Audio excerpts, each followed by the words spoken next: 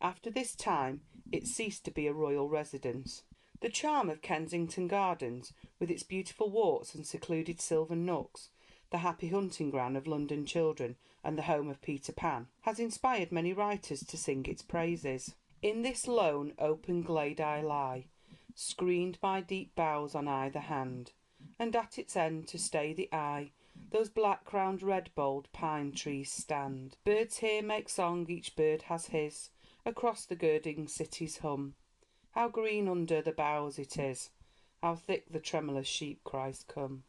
Here at my feet what wonders pass, what endless active life is here, what blowing daisies, fragrant grass, and air-stirred forest fresh and clear. Beaconsfield spoke of its sublime sylvan solitude, superior to the cedars of Lebanon, and inferior only in extent to the chestnut forests of Anatolia. Kensington Palace was the birthplace of Queen Victoria, and in the garden walks she used to play, little knowing that she would one day be Queen of England. Her doll's house and toys are still preserved in the rooms which she inhabited as a little girl.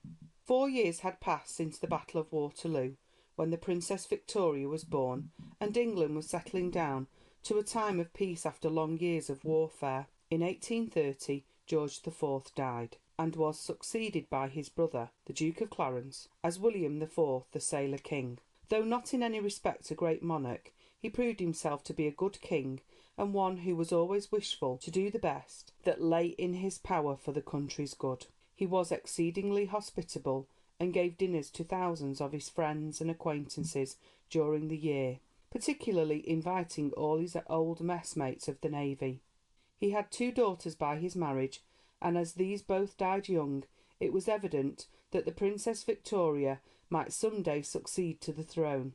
Her father, the Duke of Kent, married the Dowager Princess of Leiningen, who was the sister of Prince Leopold, afterward King of the Belgians.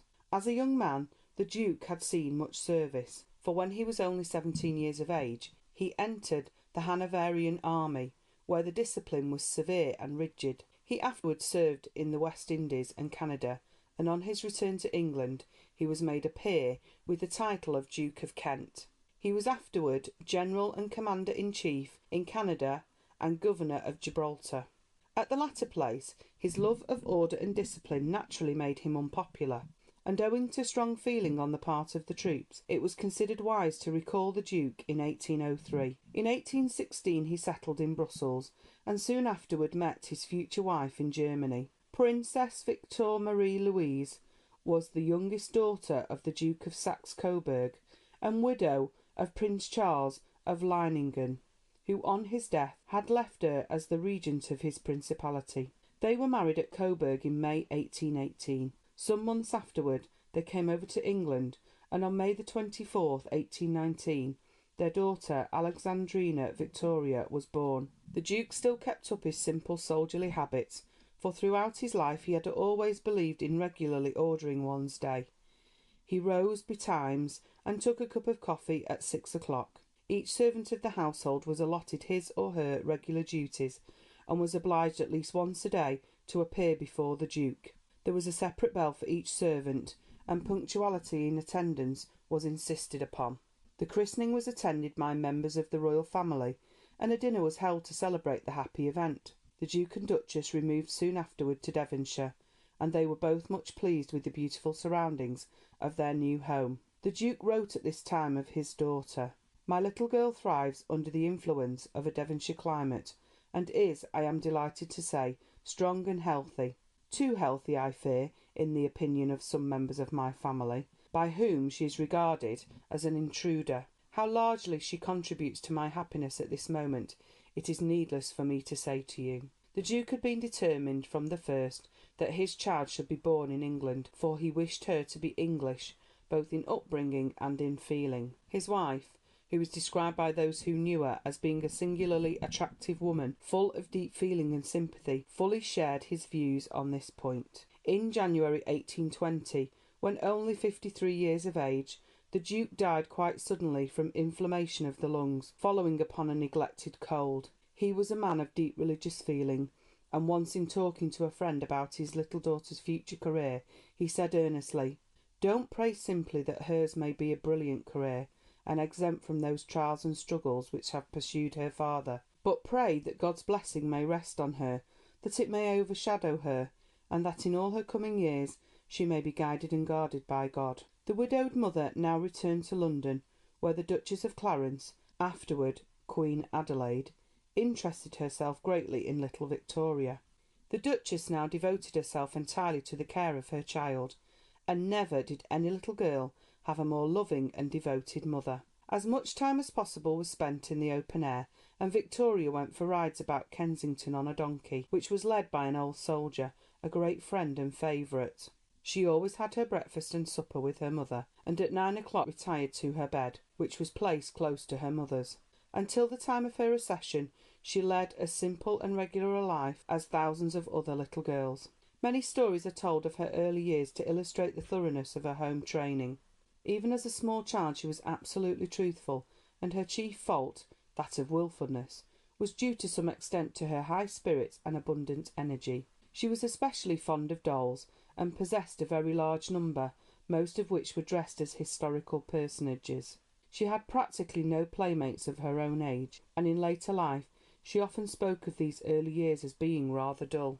A description of her at this period runs: "She was a beautiful child, with the cherubic form of features, clustered round by glossy fair ringlets. Her complexion was remarkably transparent, with a soft and often heightening tinge of the sweet blush rose upon her cheeks that imparted a peculiar brilliancy to her clear blue eyes. Whenever she met any strangers in her usual paths, she always seemed by the quickness of her glance to inquire who and what they were. There was, as was natural, much correspondence between England and the Saxe Coburg, the home of the Duchess, for the second son of the Duke of Coburg, Charles Albert Augustus Emmanuel, was already spoken of as being destined to be Victoria's husband in the future. Prince Albert had been born at Rosenau on August 19, 1819, and was thus slightly younger than his cousin. He is spoken of as being a very handsome boy, like a little angel with his fair curls, and was for a time much spoilt, until his father interfered and superintended the children's education himself. Ernest, the elder son, gives us a charming picture of his father. "We children beheld in him, and justly, our ideal of courtesy, and although he never said a harsh word to us, we bore towards him, through all our love and confidence, a reverence bordering on fear. He never lectured, seldom blamed, praised unwillingly, and yet the effect of his individuality was so powerful that we accomplished more than if we had been praised or blamed. When he was once asked by a relative whether he were industrious and well behaved, he answered, 'My children cannot be naughty, and as they know well that they must learn in order to be worthy men, so I do not trouble myself about it.'" The Duke liked both his sons to listen to the conversation of their elders, and to take an interest in art and literature. Outdoor exercise, riding, fishing, hunting, and driving formed part of their education. They were taught from the first to endure cold and discomfort without complaint or murmur. The religious teaching they received had a deep and lasting influence upon the two boys, both at the time and in later years. But they had a thoroughly happy boyhood, and did not suffer from a lack of companions. After their confirmation, their father took them on a visit to several courts in Germany, and also to Vienna, a journey which was intended to open their minds to the great world of which they had learnt so much and seen so little. And it was about this time that King Leopold, the brother of the Duke of Coburg, thought it wise to make a careful inquiry into the life and character of the young prince. End of chapter 2. Recording by Michelle Eaton.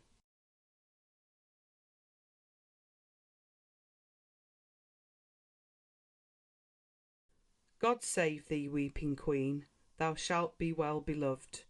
The tyrant's sceptre cannot move as those pure tears have moved. E. B. Browning. When she was 5 years old, the Princess Victoria began to have lessons, chiefly with a governess, Miss von Lehzen, my dearly beloved angelic Lehzen, as she called her. These two remained devotedly attached to one another until the latter's death in 1870.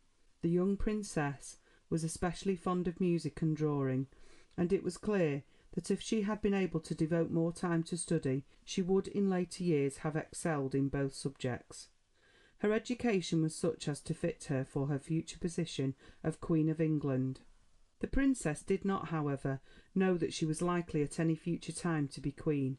She read much, chiefly books dealing with history, and these were often chosen for her by her uncle, the King of the Belgians. The family life was regular and simple. Lessons, a walk or drive, very few and simple pleasures made up her day. Breakfast was at 8:30, luncheon at 1:30, and dinner at 7. Tea was allowed only in later years as a great treat. The Queen herself said, "I was brought up very simply, never had a room to myself till I was nearly grown up, always slept in my mother's room till I came to the throne." Sir Walter Scott wrote of her at this period of her life, "This little lady is educated with much care and watched so closely that no busy maid has a moment to whisper, 'You are heir of England.' I suspect if we could dissect the little heart, we should find some pigeon or other bird of the air had carried the matter." In 1830 her uncle, George IV, died, and his brother, William IV, came to the throne. The young princess was now the next in succession. Her governess thought that her pupil should be told of this fact, and as the Duchess of Kent agreed, the table of genealogy was placed inside Victoria's history book, where by and by she found it. The story goes that she then said, "I see I am nearer the throne than I thought," and giving her hand to her governess added, "I will be good. I understand now why you urged me so much to learn even Latin. My cousins Augusta and Mary never did, but you told me that Latin was the foundation of English grammar and of all the elegant expressions, and I learnt it as you wished, but I understand it all better now." In later years the Queen recollected crying very much when she heard of it, but could not recall exactly what had happened. It is interesting to note what those who knew little Victoria at this time say about her. She was, we are told, exceedingly affectionate, very full of high spirits, fond of life in the open air, and already possessed a strong sense of duty and religion. She had been taught by her devoted uncle Leopold, with whom she corresponded regularly, how necessary it was for her to understand thoroughly the duties which fall to the share of a ruler. During the years which followed she went more into society, and paid visits to the most interesting places in the kingdom. Everywhere she went she was received with the greatest enthusiasm. In 1830 the Duke of Coburg, with his two sons, Ernest and Albert, arrived at Kensington Palace on a visit, and thus the Princess met for the first time her future husband. Her uncle Leopold had long desired to carry out the cherished wish of his mother, the Dowager Duchess of Coburg, that the two cousins should be united in marriage. During William IV's lifetime all mention of such a marriage had to be kept secret, as the king much disliked the Coburg family, and had more than once been very rude to the Duchess of Kent. Victoria wrote to her uncle saying how much she liked Albert in every way, and that he possessed every quality that could be desired to render her perfectly happy. She was very anxious that her uncle should take her cousin under his special protection. On May 24, 1837, Victoria attained her majority. She received numbers of magnificent presents, congratulations from public bodies, and in the evening a state ball was given at St James's Palace. On Tuesday, June 20 of that year, at 12 minutes past 2, King William IV died. The Archbishop of Canterbury and the Lord Chamberlain set out at once for Kensington to convey the sad news. They arrived at 5 in the morning, and were told that the Princess was asleep. They replied that they were on important business of state to the Queen, and even her sleep must give way to that. Even during the first days of her reign, the Queen's dignity, calm, and knowledge of state affairs astonished her ministers, and were complete proof of the careful training she had received during her childhood days. Greville, clerk to the council, wrote, "She presided with as much ease as if she had been doing nothing else all her life. The gracefulness of her manner and the good expression of her countenance give her on the whole a very agreeable appearance, and with her youth inspire an excessive interest in all who approach her, and which I can't help feeling myself." In July the Queen and her mother left their home to take up their residence in Buckingham Palace, formerly known as the Queen's House. The present palace occupies the site of Buckingham House, which was erected by John Sheffield, Duke of Buckingham, in 1703.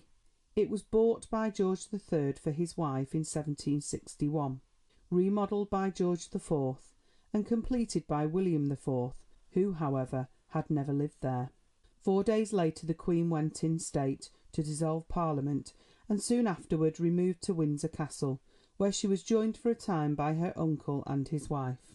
Prince Albert wrote her a warm letter of congratulation. "You are now," he said, "Queen of the mightiest land in Europe. In your hands lie the happiness of millions. May Heaven assist and strengthen you with its strength in that high but difficult task. I hope that your reign may be long, happy, and glorious, and that your efforts may be rewarded by the thankfulness and love of your subjects." On Thursday, June 28, 1838, the coronation ceremony took place in Westminster Abbey. Afterward the Queen made a royal progress, and was greeted by immense crowds of her people with the utmost loyalty and enthusiasm. In her journal she described it as the proudest day of her life. Mrs. Jameson, an onlooker, wrote of her as follows: "When she returned looking pale and tremulous, crowned, and holding her sceptre in a manner and attitude which said, 'I have it, and none shall wrest it from me,' even Carlyle, who was standing near me, uttered with emotion a blessing on her head." As a small instance of the Queen's considerations for others, one of her first thoughts after the ceremony was for the school children. She wrote to her minister, Lord Melbourne, asking if it was not usual to give a week's additional holiday to the schools on such an occasion as this. Lord Melbourne was from the moment of her accession the Queen's chief adviser, and from the many letters which passed between them it is extremely interesting to see with what affection the young and inexperienced girl regarded him. "He is not only a clever statesman and an honest man," she wrote to her uncle Leopold, "but a good and a kind-hearted man, whose aim is to do his duty for his country and not for a party." Lord Melbourne was almost a second father to her, and there is no doubt that it was largely due to his excellent and homely advice that the Queen was able, during the early years of her reign, to develop in such an astonishing manner, and yet at the same time to retain such a sweet and womanly character. Of her regularity of life and careful attention to detail we learn from Greville's diary. She rose soon after 8 o'clock, and after breakfast was occupied with business the whole morning. During this time Lord Melbourne visited her regularly. At 2 o'clock she rode out, attended by her suite, and amused herself afterward for the rest of the afternoon with music, singing, or romps with children. Dinner was served at 8 o'clock to the whole household, and the Queen usually retired soon after 11. She orders and regulates every detail herself. She knows where everybody is lodged in the castle, settles about the riding or driving, and enters into every particular with minute attention. She never signed a single document of any importance until she had thoroughly mastered its contents. In October 1839 her cousins Ernest and Albert paid her a visit, bringing with them a letter from their uncle Leopold, in which he recommended them to her care. They were at once upon intimate terms, and the Queen confided to her uncle that Albert was very fascinating. 4 days after their arrival she informed Lord Melbourne that she had made up her mind as to the question of marriage. He received the news in a very kindly manner and said, "I think it will be very well received, for I hear that there is an anxiety now that it should be, and I am very glad of it. You will be much more comfortable, for a woman cannot stand alone for any time, in whatever position she may be." The Queen described her betrothal as follows: "At 12:30 I sent for Albert. He came to the closet, where I was alone, and after a few minutes I said to him that I thought he would be aware why I wished him to come, and that it would make me happy if he would consent to what I wished, namely, to marry me. There was no hesitation on his part, but the offer was received with the greatest demonstrations of kindness and affection. I told him I was quite unworthy of him. He said he would be very happy to spend his life with me." She wrote to her uncle: "I love him more than I can say, and I shall do everything in my power to render the sacrifice he has made, for a sacrifice in my opinion it is, as small as I can." In the following November the news was made public, but it was not received with any great enthusiasm, as a German alliance was unpopular. There were other suitors for the Queen's hand, and the majority would have preferred one of her English cousins to have been chosen. On February the 10th, 1840, the marriage was solemnised at the Chapel Royal, St James's. The Queen was described by those who saw her as looking extremely happy, and to her uncle she wrote of her delight at seeing the huge crowds which lined the streets to see the procession pass. God grant that I may be the happy person, the most happy person, to make this dearest blessed being happy and contented. What is in my power to make him happy, I will do. End of chapter 3. Recording by Michelle Eaton.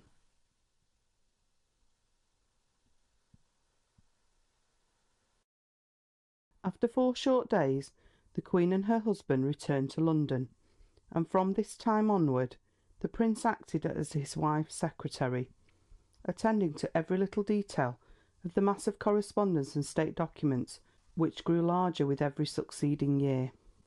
All the letters received by the Queen during the course of a long and busy lifetime were carefully preserved, and at her death they amounted to no fewer than 500 or 600 large-bound volumes. They included letters from crowned heads of Europe, from her ministers of state, from her children, and from her friends and relations. All these the Queen read and answered. She was thus at all times fully aware of everything that was happening both at home and abroad, and in her great empire, an empire which was destined to grow greater and greater in power and extent during her reign. Day by day, year in, year out, without a single break, this immense correspondence arrived.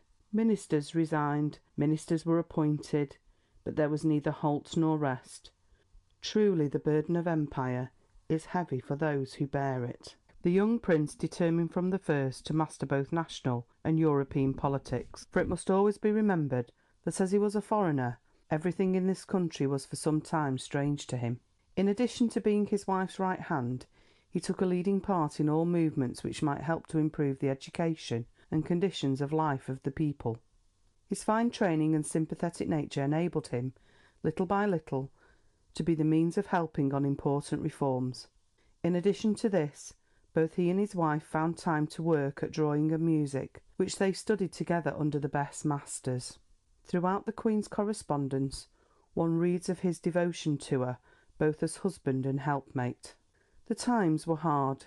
Discontent with poverty and bad trade kept the nation ill at ease, and, as is always the case, there were many who did their best to stir up riot. As a consequence, possibly, of this unrest, attempts were made on the Queen's life, once in 1840 and twice in 1841. The relief and joy felt by the whole nation at their young Queen's lucky escapes from death by an assassin's hand are expressed in the following lines by an anonymous author. God save the Queen, all thoughts apart, this crowning joy fills every mind, she sits within the nation's heart, an angel shrined. The assassin's hand the steel enclosed, he poised his ruthless hand on high, but God in mercy interposed, his shadow for her panoply. Then let 10,000 lives be swept, let pains ring over sea and land, the Almighty hath our sovereign kept within the hollow of his hand. In July 1840 it was considered necessary to appoint a regent in case of the Queen's death. A bill for this purpose was brought in and passed, naming the Prince as regent. This pleased the Queen, for it was a clear proof of the golden opinions the Prince had won everywhere since his marriage, and it was passed, as she herself said, entirely on account of his noble character. At an earlier period it is certain, as Lord Melbourne assured her, that Parliament would not have passed such a bill. The Queen was soon to lose her chief adviser and friend, for in June 1841 Parliament dissolved, and the Whigs were not returned to power. Lord Melbourne could, however, resign with an easy mind, for he himself recognised how valuable a counsellor the Queen now possessed in her husband. After handing his resignation to the Queen, he wrote to her, Lord Melbourne has formed the highest opinion of His Royal Highness's judgment, temper, and discretion, and he cannot but feel a great consolation and security in the reflection that he leaves your Majesty in a situation in which your Majesty has the inestimable advantage of such advice and assistance. The Queen was exceedingly proud of these words of praise, coming as they did unasked from a minister of such long experience. It was in the same year that the Prince was appointed head of the Royal Commission which had been formed to encourage the study of the fine arts throughout the kingdom. This was work of a kind which he especially loved, and he was now in a position to influence the movement which led to the Great Exhibition of 1851. But all was not plain sailing for the Prince, who was still regarded, if not with dislike, at any rate with some mistrust, as being a foreigner. For a long time yet he felt himself a stranger, the Queen's husband, and nothing more. Still, all cometh to him who knoweth how to wait, and he set himself bravely to his uphill task. To use his own words, "I endeavour to be as much use to Victoria as I can." This was the keynote of his whole life. The Prince took sides with neither of the political parties, and first of all, by careful economy, he lessened the enormous household expenses, and proved that it was possible for royalty to live without always being in debt. He established model farms at Osborne and Windsor, introduced different and better breeds of cattle, and even made a profit on the undertaking. He persuaded his wife to give up the late hours which were still usual, and gradually, by kindness and sympathy, won the household staff over to his way of thinking. The Prince's life was an extremely full one. Soon after 6 o'clock was his time for rising. Until 9 he read and answered letters. He then looked through all the principal newspapers and gave the Queen a summary of the most important news. He found time also to work and play with his children during his short intervals of leisure. Consultations with ministers, reading and writing dispatches followed, and then a short time was devoted to open-air exercise. After lunch he often accompanied the Queen on a drive. More reading and writing took up his time until dinner, after which there was either a social evening or a visit to a theatre. He was complete master in his house, and the active centre of an empire whose power extends to every quarter of the globe.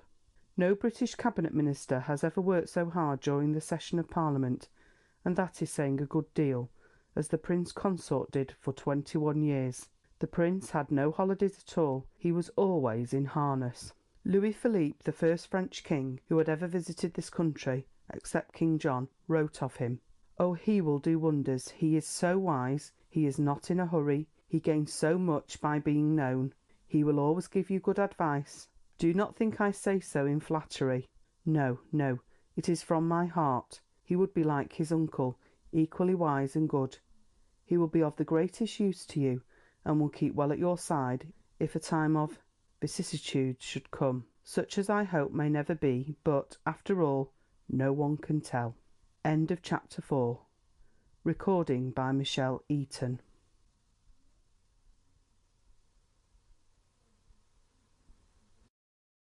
Upon the good education of princes, and especially of those who are destined to govern, the welfare of the world in these days very greatly depends. The love of children was always a strong connecting link between the Queen and her people. No trouble was ever spared by her to obtain the best possible advice on the training of her own family. The nursery was as well governed as her kingdom.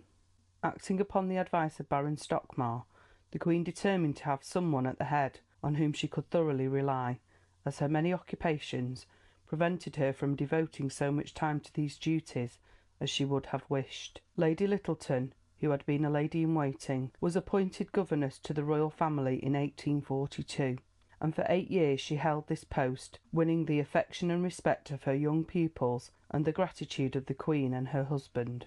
From time to time the Queen wrote her views upon the subject. "The greatest maximum of all is," she declared, "that the children should be brought up as simply and in as domestic a way as possible; that, not interfering with their lessons, they should be as much as possible with their parents, and learn to place their greatest confidence in them in all things. Training in religion to be of real and lasting value must be given by the mother herself." And in 1844 the Queen noted with regret that it was not always possible for her to be with the Princess Royal when the child was saying her prayers. "I am quite clear," she said, "that she ought to be taught to have great reverence for God and for religion, but that she should have the feeling of devotion and love which our Heavenly Father encourages his earthly children to have for him, and not one of fear and trembling; and that the thoughts of death and an afterlife should not be represented in an alarming and forbidding view, and that she should be made to know, as yet, no difference of creeds, and not to think that she can only pray on her knees, or that those who do not kneel are less fervent and devout in their prayers. On November 21st, 1840, the Queen's first child, Victoria Adelaide Mary Louisa, the Princess Royal, was born. The Prince's care of his wife was like that of a mother, nor could there be a kinder, wiser, or more judicious nurse. Only for a moment was he disappointed that his first child was a daughter and not a son. The children were all brought up strictly, and were never allowed to appear at court until a comparatively late age. They were all taught to use their hands as well as their heads, and at Osborne, in the Swiss cottage, the boys worked at carpentering and gardening, while the girls were employed in learning cooking and housekeeping. Christmas was always celebrated in splendid fashion by the family, and the royal children were always encouraged to give as presents something which they had made with their own hands. Lessons in riding, driving, and swimming also formed part of their training, for the Queen was wise enough to realise that open-air exercise was very necessary for the health of her children. In 1846 the question arose as to who should educate the Prince of Wales, born 1841. A pamphlet on the subject had been published and created general interest. Baron Stockmar was again consulted, and gave it as his opinion that the Prince's education should be one which will prepare him for approaching events. That is, he was to be so educated that he would be in touch with the movements of the age and able to respond sympathetically to the wishes of the nation. The rapid growth of democracy throughout Europe made it absolutely necessary that his education should be of a different kind. The task of governing well was becoming more and more difficult, and reigning monarchs were criticised in an open fashion, such as had not hitherto been possible. After much thought, the post was given to Mr. Henry Birch, formerly a master at Eton College, and at that time rector of Prestwich near Manchester, who had made a very favourable impression upon the Queen and her husband. Plain people as well as princes must be educated, and this fact was never lost sight of by the Queen and her husband.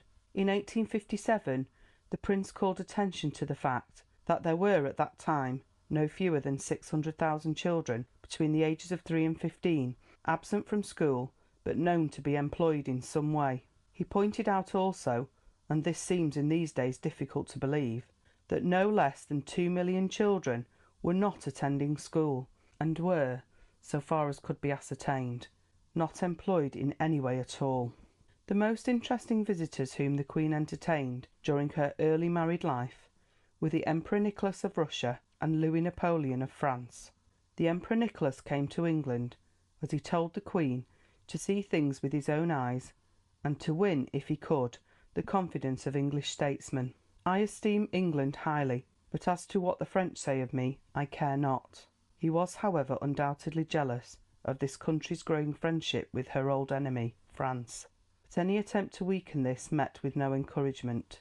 The Queen, in writing to her uncle Leopold, said, "He gives Albert and myself the impression of a man who is not happy, and on whom the burden of his immense power and position weighs heavily and painfully. He seldom smiles, and when he does, the expression is not a happy one. He is very easy to get on with." In a further letter she continued, "By living in the same house together quietly and unrestrainedly, and this, Albert, and with great truth, says, is the great advantage of these visits, that I not only see these great people, but know them. I got to know the Emperor, and he to know me. He is sincere, I am certain, sincere even in his most despotic acts, from a sense that that is the only way to govern. He feels kindness deeply, and his love for his wife and children, and for all children, is very great. He has a strong feeling for domestic life, saying to me, when our children were in the room, 'These are the sweet moments of our life.' One can see by the way he takes them up and plays with them, that he is very fond of children." And again she wrote, "He also spoke of princes being nowadays obliged to strive to make themselves worthy of their position, so as to reconcile people to the fact of their being princes." The effect of this visit was to make France somewhat suspicious, and the Queen expressed her wish that it might not prevent the visit which had been promised by King Louis Philippe. There was at one time actually danger of war over trouble in the East, But King Leopold, whose kingdom was in the happy position of having its independence guaranteed by the Powers, was able to bring his great influence to bear, and the critical period passed over, to the great relief of the Queen. In 1844 King Louis Philippe paid his promised visit, of which the Queen said, "He is the first King of France who comes on a visit to the sovereign of this country." A very eventful epoch indeed, and one which will surely bring good fruits. The King was immensely pleased with everything he saw, and with the friendly reception he received. He assured the Queen that France did not wish to go to war with England, and he told her how pleased he was that all their difficulties were now smoothed over. During his stay he was invested with the Order of the Garter, an order, it is interesting to recollect, which had been created by Edward III after the Battle of Crécy, and whose earliest knights were the Black Prince and his companions. The Corporation of London went to Windsor in civic state to present the King with an address of congratulation. He declared in his answer that France had nothing to ask of England, and England had nothing to ask of France, but cordial union. But in 1848 the Orleans dynasty was overthrown. France proclaimed a republic, and the King Louis Philippe, his wife and family, were forced to flee to England. Here in 1850, broken in health, the King died. In 1852 Louis Napoleon, who had been elected President for life, created himself Emperor, and in 1855, after the conclusion of the Crimean War and the death of the Emperor Nicholas, he visited England. A state ball was held, of which the Queen wrote, "How strange to think that I, the granddaughter of George III, should dance with the Emperor Napoleon, nephew of England's great enemy, now my nearest and most intimate ally, in the Waterloo Room, and this ally only 6 years ago living in this country an exile, poor and unthought of. I am glad to have known this extraordinary man, whom it is certainly impossible not to like when you live with him, and not even to a considerable extent to admire. I believe him to be capable of kindness, affection, friendship, and gratitude. I feel confidence in him as regards the future. I think he is frank, means well towards us, and, as Stockmar says, that we have insured his sincerity and good faith towards us for the rest of his life." The Queen and her husband paid frequent visits and made many tours during their early married life. It was a great source of pleasure to both of them to feel that everywhere they went they were received with the greatest delight and enthusiasm. In 1847 they visited Cambridge University, of which Prince Albert was now Chancellor. Every station and bridge and resting place and spot of shade was peopled with eager faces watching for the Queen, and decorated with flowers. But the largest and the brightest and the gayest and the most excited assemblage was at Cambridge Station itself. I think I never saw so many children before in one morning, and I felt so much moved at the spectacle of such a mass of life collected together and animated by one feeling, and that a joyous one, that I was at a loss to conceive how many women's sides can bear the beating of so strong a throb as must attend the consciousness of being the object of all that excitement, the centre of attraction to all those eyes. But the Queen has royal strength of nerve. In 1849 they paid their first visit to Ireland, and received a royal welcome on landing in Cork.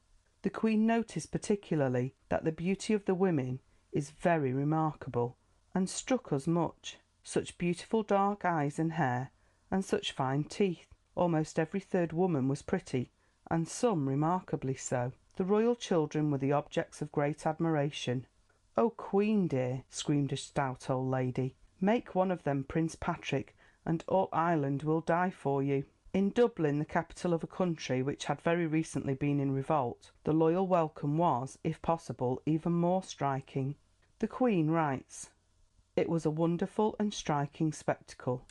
Such masses of human beings, so enthusiastic, so excited, yet such perfect order maintained.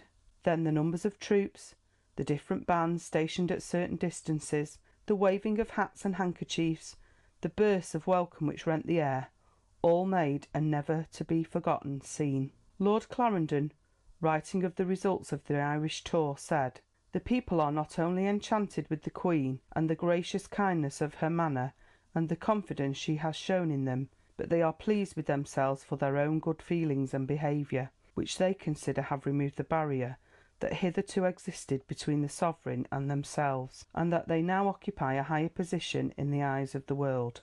In 1850 they visited for the first time the Palace of Holyrood. This was a memorable occasion, for since Mary, Queen of Scots, had been imprisoned there, no queen had ever stayed within its walls. The Queen took the liveliest interest in the many objects of historical interest which were shown to her. We saw the rooms where Queen Mary lived, her bed, the dressing room into which the murderers entered who killed Rizzio, and the spot where he fell, where, as the old housekeeper said to me, if the lady would stand on that side, I would see that the boards were discoloured by the blood. Every step is full of historical recollections, and our living here is quite an epoch in the annals of this old pile, which has seen so many deeds, more bad, I fear, than good. Both the Queen and her husband had an especial love for animals, and the Queen's suite, when she travelled, always included a number of dogs. Her favourites were Skye Terriers and the so-called Turnspits, which were introduced into this country by Prince Albert. One of the Queen's great delights at Windsor was to walk round the farms and inspect the cattle, which are still, owing largely to the careful methods of feeding and tending instituted by the Prince, among the finest in the world. Kindness to animals was a lesson she taught to all her children, and pictures and statuettes of all her old favourites were to be found in her homes. End of chapter 5. Recording by Michelle Eaton.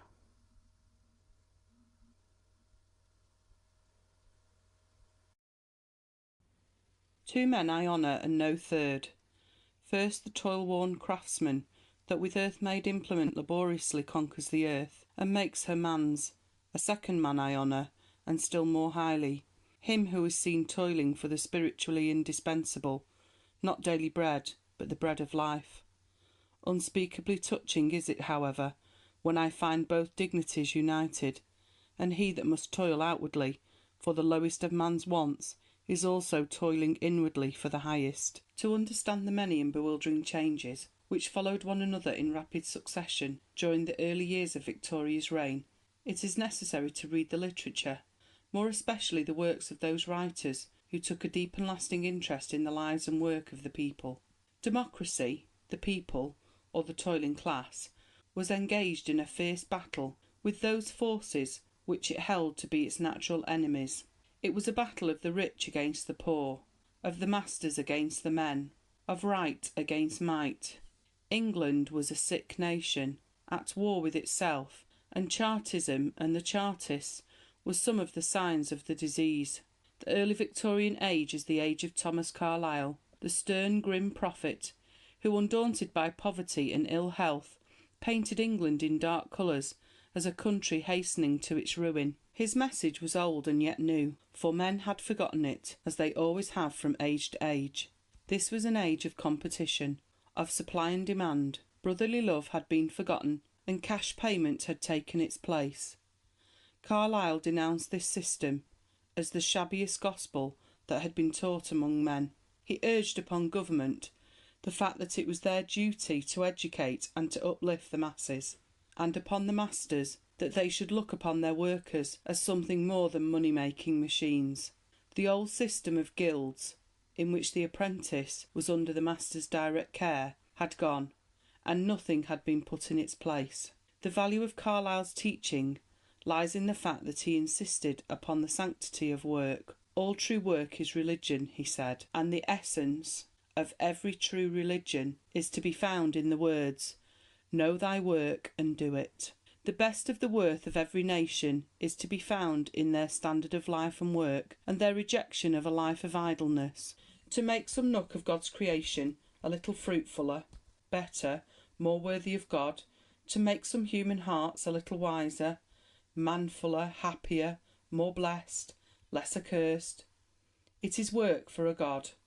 Unstained by wasteful deformities, by wasted tears or heart's blood of men, or any defacement of the pit, noble fruitful labour, growing ever nobler, will come forth, the grand souled miracle of man, whereby man has risen from the low places of this earth, very literally into divine heavens, ploughers, spinners, builders, prophets, poets, kings, all martyrs and noblemen, and gods are of one grand host, immeasurable, marching ever forward since the beginnings of the world. Carlyle was, above all things, sincere. He looked into the heart of things and hated half-beliefs. Men, he said, were accustoming themselves to say what they did not believe in their heart of hearts. The standard of English work had become lower. It was cheap and nasty, and this in itself was a moral evil. Good must in time prevail over evil. The Christian religion was the strongest thing in the world, and for this reason had conquered. He believed in wise compassion. That is to say, he kept his sympathy for those who truly deserved it, for the mass of struggling workers, with few or none to voice their bitter wrongs. His teachings are a moral tonic for the age, and though for a long time they were unpopular and distasteful to the majority, yet he lived to see much accomplished for which he had so earnestly striven. Literature was beginning to take a new form. The novel of polite society was giving place to the novel which pictured life in cruder and harsher colours. The life of the toiling North, of the cotton spinners and weavers, was as yet unknown to most people. In 1848 appeared Mary Barton, a book dealing with the problems of working life in Manchester.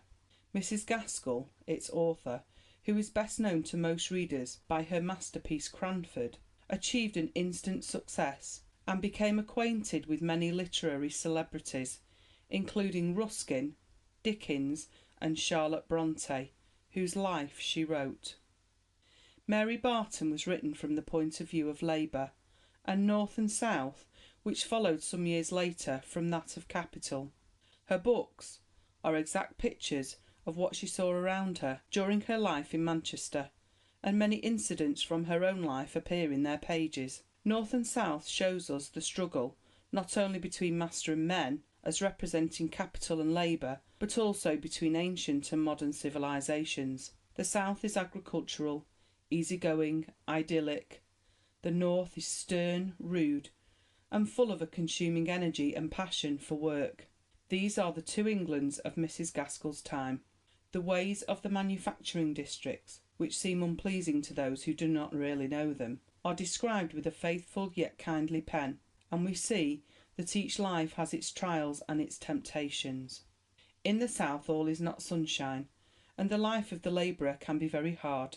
A young person can stand it, but an old man gets racked with rheumatism and bent and withered before his time, yet he must work on the same, or else go to the workhouse. In the North, men are often at enmity with their masters, and fight them by means of the strike. State a trade, that's just a piece of master's humbug. It's rate of wages I was talking of. The masters keep the state of trade in their own hands, and just walk it forward like a black bugaboo, to frighten naughty children with into being good. I'll tell you it's their part, their cue, as some folks call it, to beat us down, to swell their fortunes, and it's ours to stand up and fight hard, not for ourselves alone, but for them round about us, for justice and fair play. We help to make their profits, and we ought to help spend 'em. It's not that we want their brass so much this time as we've done many a time afore. We're getting money laid by, and we're resolved to stand and fall together. Not a man on us will go in for less wage than th' Union says is our due. So I say, hooray for the strike. The story appeared in Household Words, a new magazine of which Charles Dickens was the editor. He expressed a special admiration for the fairness with which Mrs. Gaskell had spoken of both sides. Nicholas Higgins, whose words are quoted above, is a type of the best Lancashire workman, who holds out for the good of the cause, even though it might mean ruin and poverty to himself. That's what folk call fine and honourable in a soldier, and why not in a poor weaver chap? Dickens himself wrote Hard Times, dealing with the same subject. This appeared about the same time, and the two books should be read and compared, for although Hard Times is not equal in any way to North and South, it is interesting. As Ruskin said of Dickens' stories, allowing for the manner of telling them, the things he tells us are always true. He is entirely right in his main drift and purpose in every book he has written, and all of them, but especially hard times, should be studied with close and earnest care by persons interested in social questions. During all these years, the Chartists had been vainly struggling to force Parliament to proceed with reform of their grievances. In 1848, a monster petition was to be presented to both houses by their leaders, but London was garrisoned by troops under the Duke of Wellington on the fateful day, and the Chartist army broke up, never to be reunited. Quarrels among themselves proved, in the end, fatal to their cause. A new party, the Christian Socialists, took their place. Force gave way to union and cooperation. A new champion, Charles Kingsley, or Parson Lot, stood forth as the Chartist leader. The hard winter and general distress of the year 1848 nearly provoked another rising, and in his novel entitled Yeast, Kingsley pictures the condition of England question as it appeared to one who knew it from the seamy side. Especially did he blame the Church, which, he said, offered a religion for Jacob the smooth man, and was not suited for poor Esau. This was indeed most true as regards the agricultural classes, where the want was felt of a real religion which should gain a hold upon a population which year by year was fast drifting loose from all ties of morality and Christianity.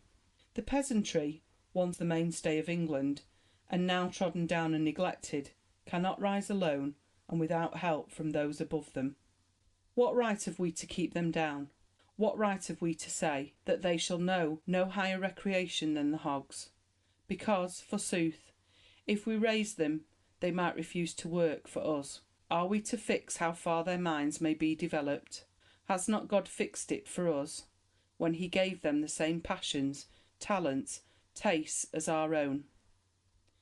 The farm labourer, unlike his brothers in the north, had no spirit left to strike. His sole enjoyment, such as it was, consisted in recalling the glorious times before the war, when there was more food than there were mouths, and more work than there were hands. "I say, vather," drawled out someone, "they say there's a sight more money in England now than there was afore the war time." "'Ees, boy," said the old man, "but it's got into too few hands." The system of sweating among the London tailors had grown to such an extent that Kingsley was determined, if possible, to put an end to it, and with this purpose in view he wrote Cheap Clothes and Nasty. The government itself, he declares, does nothing to prevent the sweating. The workmen declare that government contract work is the worst of all, and the starved out and sweated out tailor's last resource. There are more clergymen among the customers than any other class, and often we have to work at home upon the Sunday at their clothes in order to get a living. He followed this up with Alton Locke, dealing especially with the life and conditions of work of the journeymen tailors, and the Chartist riots.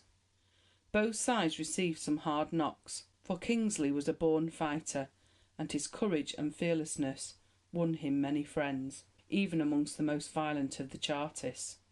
The character of Alton Locke was probably drawn from life, and was intended to be William Lovett, at one time a leader in the Chartist ranks. After a long fight with poverty, when he frequently went without a meal in order to save the money necessary for his education, he rose to a position of some influence. He was one of the first to propose that museums and public galleries should be opened on Sundays, for he declared that most of the intemperance and vice was owing to the want of wholesome and rational recreation. He insisted that it was necessary to create a moral, sober, and thinking working class in order to enable them to carry through the reforms for which they were struggling. Disgust with the violent methods of many of his associates caused him at last to withdraw from their ranks. Kingsley looked up to Carlyle as his master, to whom he owed more than to any other man. Of the general effect, he said, which his works had upon me, I shall say nothing. It was the same as they have had, thank God, on thousands of my class and every other. When, finally, violent methods proved of no avail, and the Chartist party dissolved, the democratic movement took a fresh lease of life. As Carlyle had already pointed out, the question of the people was a knife and fork question. That is to say, so long as taxes were levied upon the necessities of life, the poorer classes, who could least of all afford to pay, would become poorer. Sir Robert Peel was the first to remove this injustice by substituting a tax upon income for the 101 taxes which had pressed so heavily upon the poor. Manufacturers were now able to buy their raw materials at a lower price, and need no longer pay such low wages to keep up their profits. In 1845, Peel went a step farther, and in order to relieve the famine in Ireland, he removed the duty on corn. Thus, since corn could now be imported free, bread became cheaper. The Corn Law Repealers had fought for years to bring this about. Their leader and poet, Ebenezer Elliott, declared that what they wanted was bread in exchange for their cottons, woolens, and hardware, and no other thing can supply the want of that one thing, any more than water could supply the want of air in the black hole of Calcutta. Bad government is the deadly will that takes what labour ought to keep. It is the deadly power that makes bread dear and labour cheap. It was not until there had been many riots and much bloodshed that the Irish famine forced Peel at last to give way. A third party of reformers were working for the same end.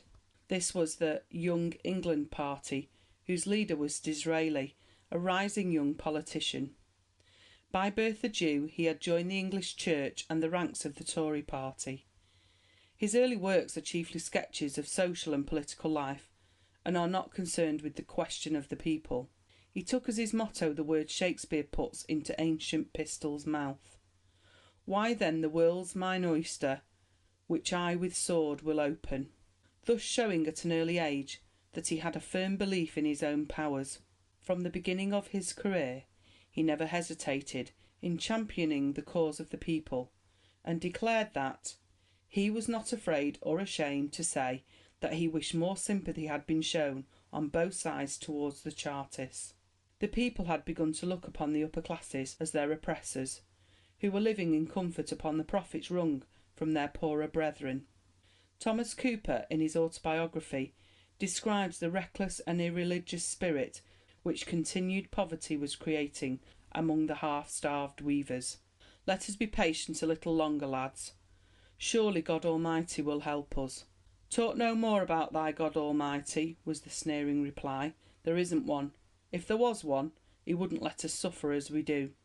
The Chartists were opposed to the anti-Corn Law party, for they thought that the cry of cheap bread meant simply low wages, and was a trap set to catch them unawares. The Young England party believed in themselves as the leaders of a movement which should save England through its youth. They were, however, known in Parliament in their early days as young gentlemen who wore white waistcoats and wrote spoony poetry. Young England wished for a return of the feudal relations between the nobility and their vassals. The nobles and the church, as in olden days, were to stretch out a helping hand to the poor, to feed the hungry and succour the distressed. National customs were to be revived. Commerce and art were to be fostered by wealthy patrons.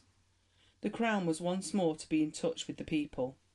If royalty did but condescend to lower itself to a familiarity with the people, it is curious that they will raise, exalt, and adore it, sometimes even invest it with divine and mysterious attributes.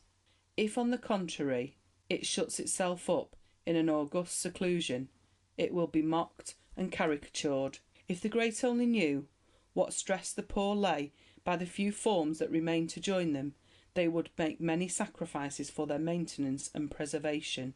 It was to lay the views of his party and himself before the public that Disraeli published the three novels, Coningsby, Sybil, and Tancred. Coningsby deals with the political parties of that time, and is full of thinly disguised portraits of people then living.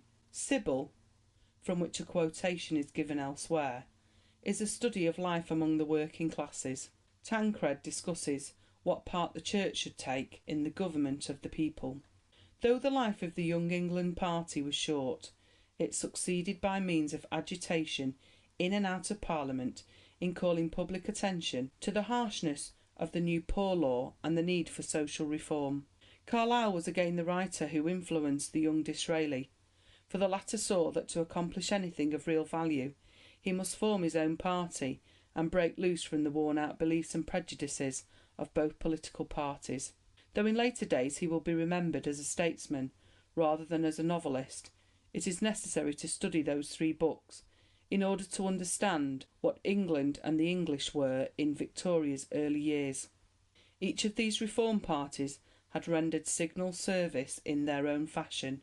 Church, government, and people were no longer disunited. Distinctions of class had been broken down, and with their disappearance, Chartism came to an end.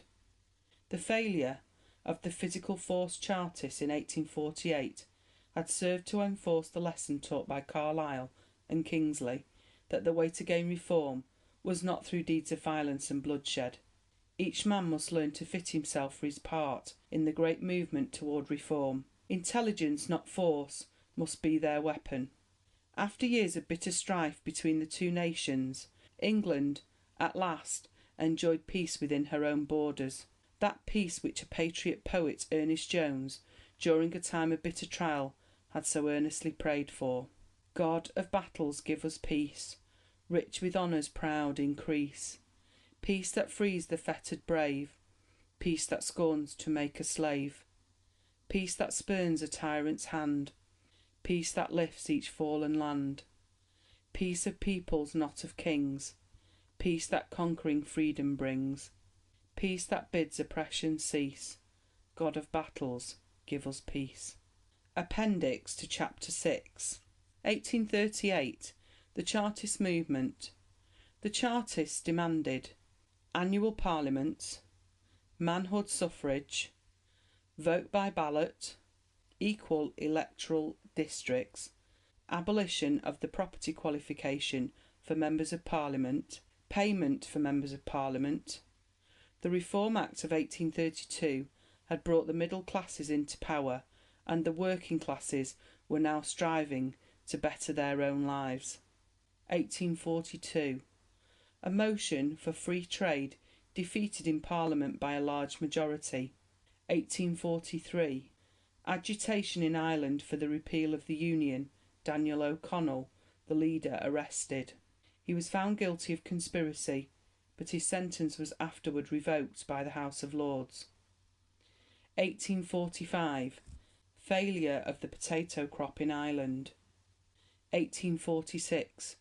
Repeal of the Corn Laws in order to open the ports free to foodstuffs. Free trade established and the prices of food begin to fall. 1848. The year of revolution. France proclaims a republic with Prince Louis Napoleon, nephew of Napoleon I, as its president. Risings in Austria and Italy.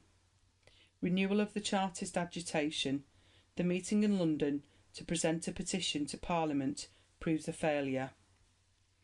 1853 to 56. Years of prosperity owing to free trade and growth of intelligence among the working classes prove the chief causes of the death of Chartism. The workers now begin to aim at reforms through their trade unions. The cooperative movement set on foot in Rochdale in 1844 leads to the formation of many other branches. Thomas Carlyle, 1795 to 1881. His writings, more than those of any other man, give us a key to the meaning of the early Victorian age. 1839. Chartism. 1841. Heroes and hero worship. 1843. Past and present. 1850. Latter-day pamphlets. Charles Dickens, 1812 to 1870. 1836. Pickwick Papers. 1838. Oliver Twist. The Evils of the Workhouse. 1850. David Copperfield. Contains sketches of Dickens' early life. 1853. Hard Times. 1857. Little Dorrit. The Marshalsea Prison for Debtors. Disraeli, Lord Beaconsfield, 1804 to 1881. 1844. Coningsby, Political Life and the Young England Policy. 1845 Sybil, The Claims of the People. 1847 Tancred, The Church and the State. Ebenezer Elliott, 1781 to 1849. 1828 Corn Law Rhymes, The Poet of the Workers and of Sorrow. Elizabeth Cleghorn Gaskell, 1810 to 1865. 1848 Mary Barton, Industrial Lancashire during the crisis of 1842. 1855 North and South, The Struggle between Master and Man. Charles Kingsley, 1819 to 1875. 1848 Yeast, The Hard Lives of the Agricultural Labourers. 1850 Alton Locke, Life and Labour of the City Poor. The Prince Consort was a great admirer of the works of Charles Kingsley, which, he said, in speaking of 2 years ago, showed profound knowledge of human nature, and insight into the relations between man, his actions, his destiny, and God. The Queen was also one of his admirers, and in 1859 she appointed him one of her chaplains. Later on he delivered a series of lectures on history to the Prince of Wales. Charles Reade, 1814 to 1884. 1856 It is Never Too Late to Mend, Life in an English Prison. 1863 Hard Cash, An Exposure of Bad Administration of Lunatic Asylums. John Ruskin, 1819 to 1900. 1859 The Two Paths. 1862 Unto This Last. 1871 Fors Clavigera. In the last named book, Ruskin describes the scheme of his St. George's Guild, an attempt to restore happiness to England by allying art and science with commercial industry. End of chapter 6.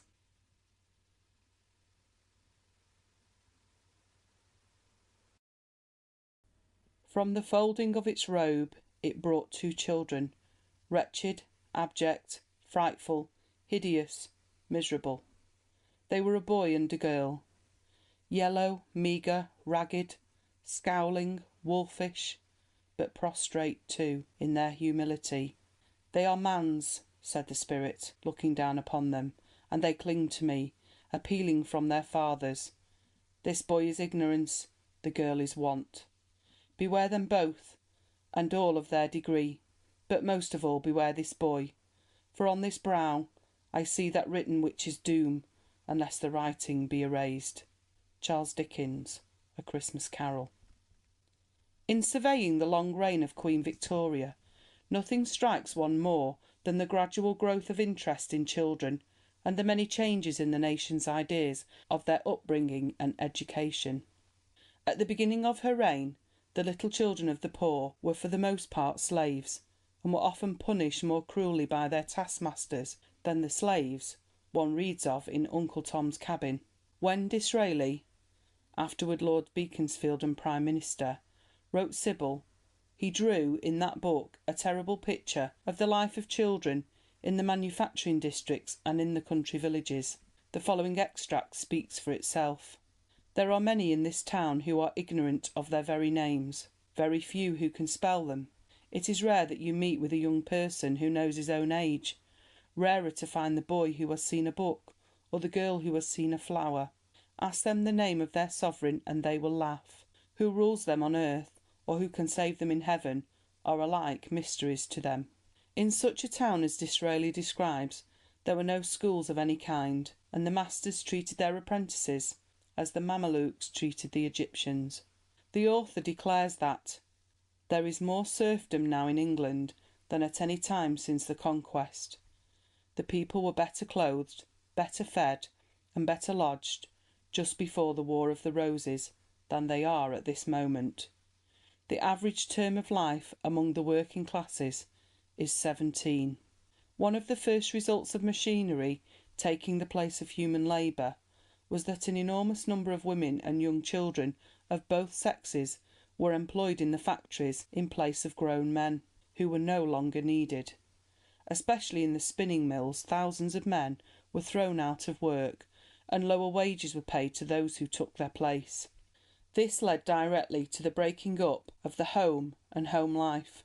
The wives were often obliged to spend 12 to 13 hours a day in the mills. The very young children, left to themselves, grew up like wild weeds and were often put out to nurse at a shilling or 18 pence a day. One reads of tired children driven to their work with blows, of children who, too tired to go home, hide away in the wool in the drying room to sleep there, and could only be driven out of the factory with straps. How many hundreds came home so tired every night that they could eat no supper for sleepiness and want of appetite, that their parents found them kneeling by the bedside where they had fallen asleep during their prayers. Elizabeth Barrett Browning, one of the greatest poets of Victoria's reign, pleads for mercy and human kindness in her Cry of the Children. Do ye hear the children weeping, O my brothers, ere the sorrow comes with years? They are leaning their young heads against their mothers, and that cannot stop their tears. The young lambs are bleating in the meadows, the young birds are chirping in the nest, the young fawns are playing with the shadows, the young flowers are blowing toward the west. But the young children, O my brothers, they are weeping bitterly. They are weeping in the playtime of the others, in the country of the free. For oh, say the children, we are weary, and we cannot run or leap. If we cared for any meadows, it were merely to drop down in them and sleep. Our knees tremble sorely in the stooping. We fall upon our faces trying to go, and, underneath our heavy eyelids drooping, the reddest flower would look as pale as snow. For all day we drag our burden tiring through the cold dark underground, or all day we drive the wheels of iron in the factories round and round. In the country the state of affairs was no better. New systems of industrial production threw large numbers of farmhands out of work. The rate of wages fell, and machinery, steam, and the work of women and children took the place of the labourer. The children found a champion in Lord Ashley, afterward Lord Shaftesbury, who succeeded in the face of much opposition in his efforts to pass laws which should do away with such shameful wrong and injustice. The increased amount of coal used, 15.5 million tons at the beginning of the century, 64.5 million tons in 1854, naturally led to the demand for more workers, and it was owing to this that the proposals of Lord Shaftesbury met with such opposition from the mine owners,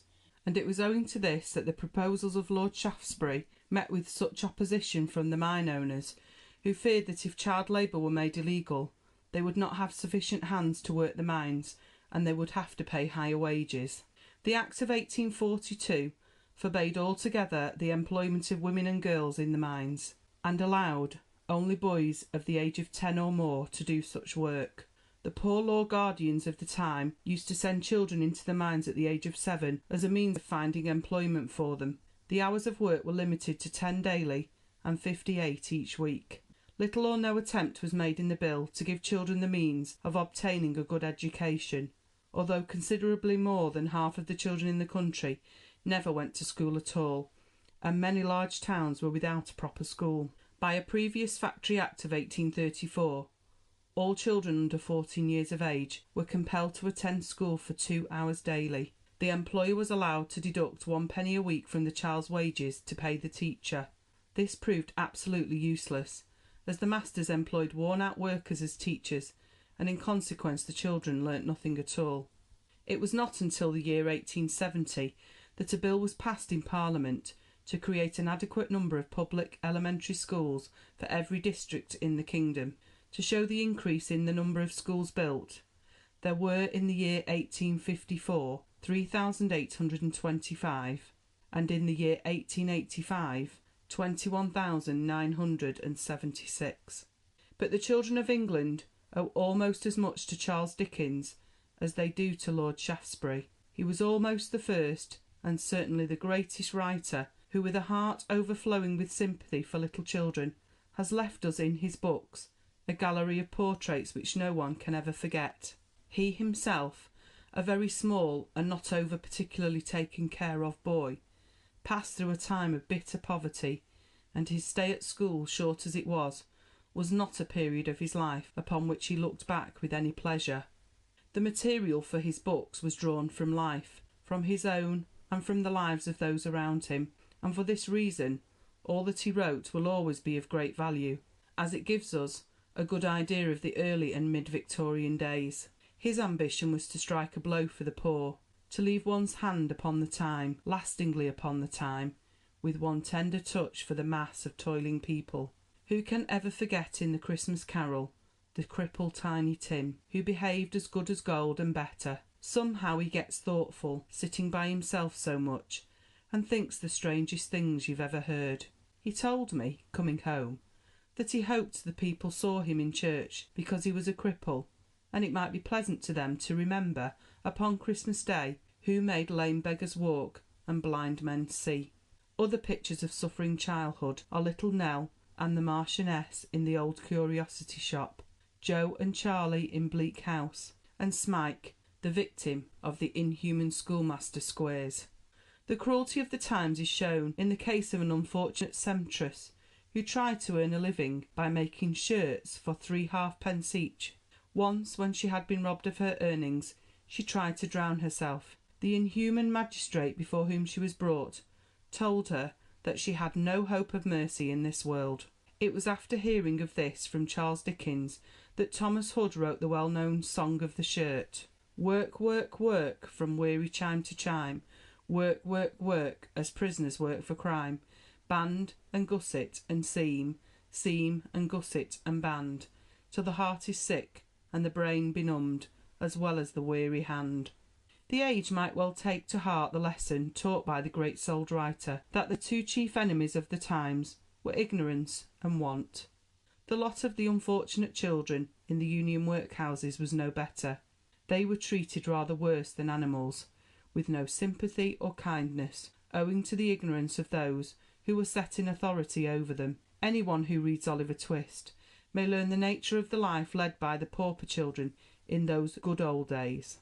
The members of this board were very sage, deep, philosophical men, and when they came to turn their attention to the workhouse, they found out at once what ordinary folks would never have discovered. The poor people liked it. It was a regular place of public entertainment for the poorer classes, a tavern where there was nothing to pay, a public breakfast, dinner, tea, and supper all the year round, a brick and mortar Elysium, where it was all play and no work. "Oh," said the board, looking very knowing, "we are the fellows to set this to rights. We'll stop it all in no time." So they established the rule that all poor people should have the alternative, for they would compel nobody, not they, of being starved by a gradual process in the house, or by a quick one out of it. With this view, they contracted with the waterworks to lay on an unlimited supply of water, and with a corn factor to supply periodically small quantities of oatmeal, and issued 3 meals of thin gruel a day, with an onion twice a week and half a roll on Sundays. Relief was inseparable from the workhouse and the gruel, and that frightened people. A movement which helped, possibly far more than any other, to better the lot of the children of the poor, commenced with the foundation of the Ragged School Union, of which the Queen became the patroness. Out of this sprang a small army of agencies for well-doing, commencing only with evening schools, which soon proved insufficient. The founders established day schools, with classes for exercise and industrial training. Children were sent to our colonies, where they would have a better chance of making a fair start in life. Training ships, cripples' homes, penny banks, holiday homes followed, and from these again the numerous homes and orphanages which entitle us to call the Victorian age the age of kindness to children. Charles Dickens took the keenest interest in the work of the Ragged Schools.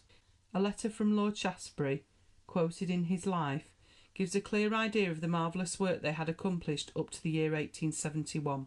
After a period of 27 years, from a single school of 5 small infants, the work has grown into a cluster of some 300 schools, an aggregate of nearly 30,000 children, and a body of 3,000 voluntary teachers, most of them the sons and daughters of toil.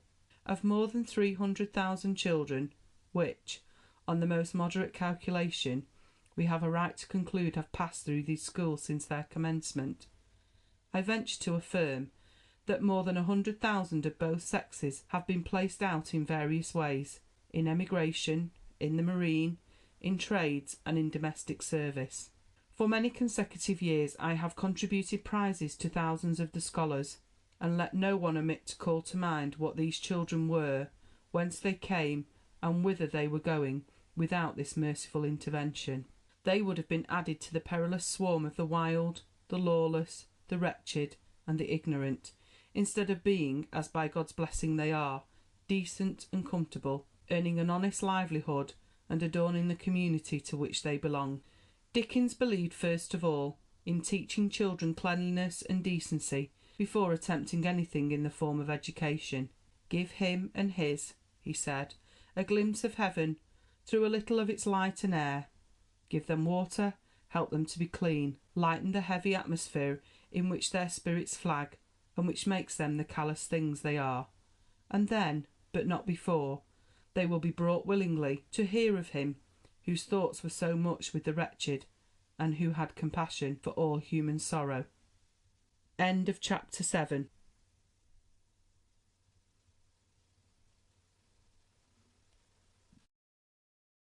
Honour those whose words or deeds thus help us in our daily needs, and by their overflow raise us from what is low. Longfellow. No account of the reign of Queen Victoria would be complete without some reference to the achievements of women, more especially when the work has had for its chief end and aim the alleviation of suffering. Woman has taken a leading part in the campaign which has been and is now being ceaselessly carried on against the forces of sin, ignorance, and want.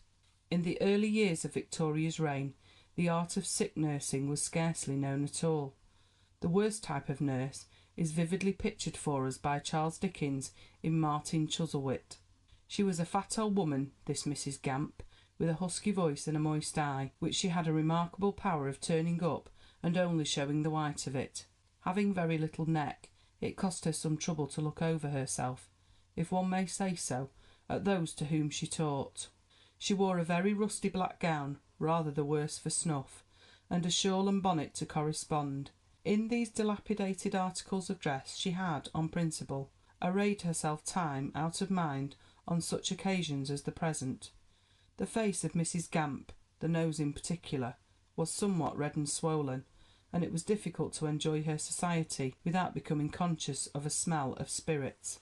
For a long time, though it had been recognised that the care of the sick was woman's work, no special training was required from those undertaking it. Florence Nightingale did away with all such wrong ideas. In a letter on the subject of training she wrote, "I would say also to all young ladies who are called to any particular vocation, qualify yourselves for it, as a man does for his work. Don't think you can undertake it otherwise. If you are called to man's work, do not exact a woman's privileges, the privilege of inaccuracy, of weakness, you muddleheads. Submit yourselves to the rules of business as men do, by which alone you can make God's business succeed, for he has never said that he will give his success and his blessing to inefficiency, to sketchy and unfinished work." She prepared herself for her life's work by years of hard study and 10 years' training, visiting all the best institutions in Germany, France, and Italy. She gave up a life of ease and comfort in order to develop her natural gift to the utmost. Her opportunity was not long in coming. In 1854 the Crimean War broke out. Most of the generals in the English army were old men whose experience of actual warfare dated back to the early days of the century. Everything was hopelessly mismanaged from the beginning. In August, the English and French allied forces moved against the fortress of Sebastopol, from which Russia was threatening an attack on Constantinople. Troops were landed in a hostile country without the means of moving them away again. There was little or no provision made to transport food, baggage, or medical stores. After the victory of Alma, Lord Raglan marched on to Balaclava, and here the transport utterly broke down. The soldiers, in addition to undertaking hard fighting, were forced to turn themselves into pack mules and tramped 14 miles through the mud in the depth of winter in order to obtain food and warm blankets for their comrades and themselves. Their condition rapidly became terrible. Their clothing wore to rags, their boots, mostly of poor quality, gave out entirely. Their food, such as it was, consisted of biscuit, salt beef or pork, and rum. No vegetables could be obtained, and for want of green food, scurvy broke out amongst the troops. Stores were left decaying in the holes of transports, and the doctors were forced to see men dying before their eyes without the means of helping them. The loss of life from the actual fighting was considerable, but more particularly so from the insanitary condition of the camp and the wretched hospital arrangements. The actual figures of our losses in the war speak for themselves. Out of a total loss of 20,656, only 2,598 fell in battle. 18,058 died from other causes in hospital. Several regiments lost nearly all their men, and during the first 7 months of the siege, men died so fast that in a year and a half no army would have been left at all. William Russell, the special correspondent of the Times, first brought this appalling state of affairs to the notice of the public, and the nation at last woke up. A universal outburst of indignation forced ministers to act, and to act quickly. Stores were hurried to the front, fresh troops were sent out to relieve the almost exhausted remnants of the army, and on the 21st of October, Florence Nightingale with a band of nurses set sail. She arrived on the very eve of the Battle of Inkerman. Within a few months of her arrival, it is estimated that she had no fewer than 10,000 sick men in her charge, and the rows of beds in one hospital alone measured 2 1/3 miles in length. Her influence over the rough soldiers was extraordinary. One of them said of her, "She would speak to one and another, and nod and smile to many more, but she could not do it all, you know. We lay there in hundreds, but we could kiss her shadow as it fell, and lay our heads on the pillow again, content." Out of chaos she made order, and there were no more complaints of waste and inefficiency. She never quitted her post until the war was at an end, and on her return to England she received a national welcome. She was received by the Queen and presented with a jewel in commemoration of her work, and no less than £50,000 was subscribed by the nation, a sum which was presented by Miss Nightingale to the hospitals to defray the expenses of training nurses. Since this time no war between civilised peoples has taken place without trained nurses being found in the ranks of both armies, and at the Convention of Geneva some years later it was agreed that in time of war all ambulances, military hospitals, etc., should be regarded as neutral, and that doctors and nurses should be considered as non-combatants. Nursing rapidly became a profession, and from the military it spread to the civil hospitals, which were used as training schools for all who took up the work.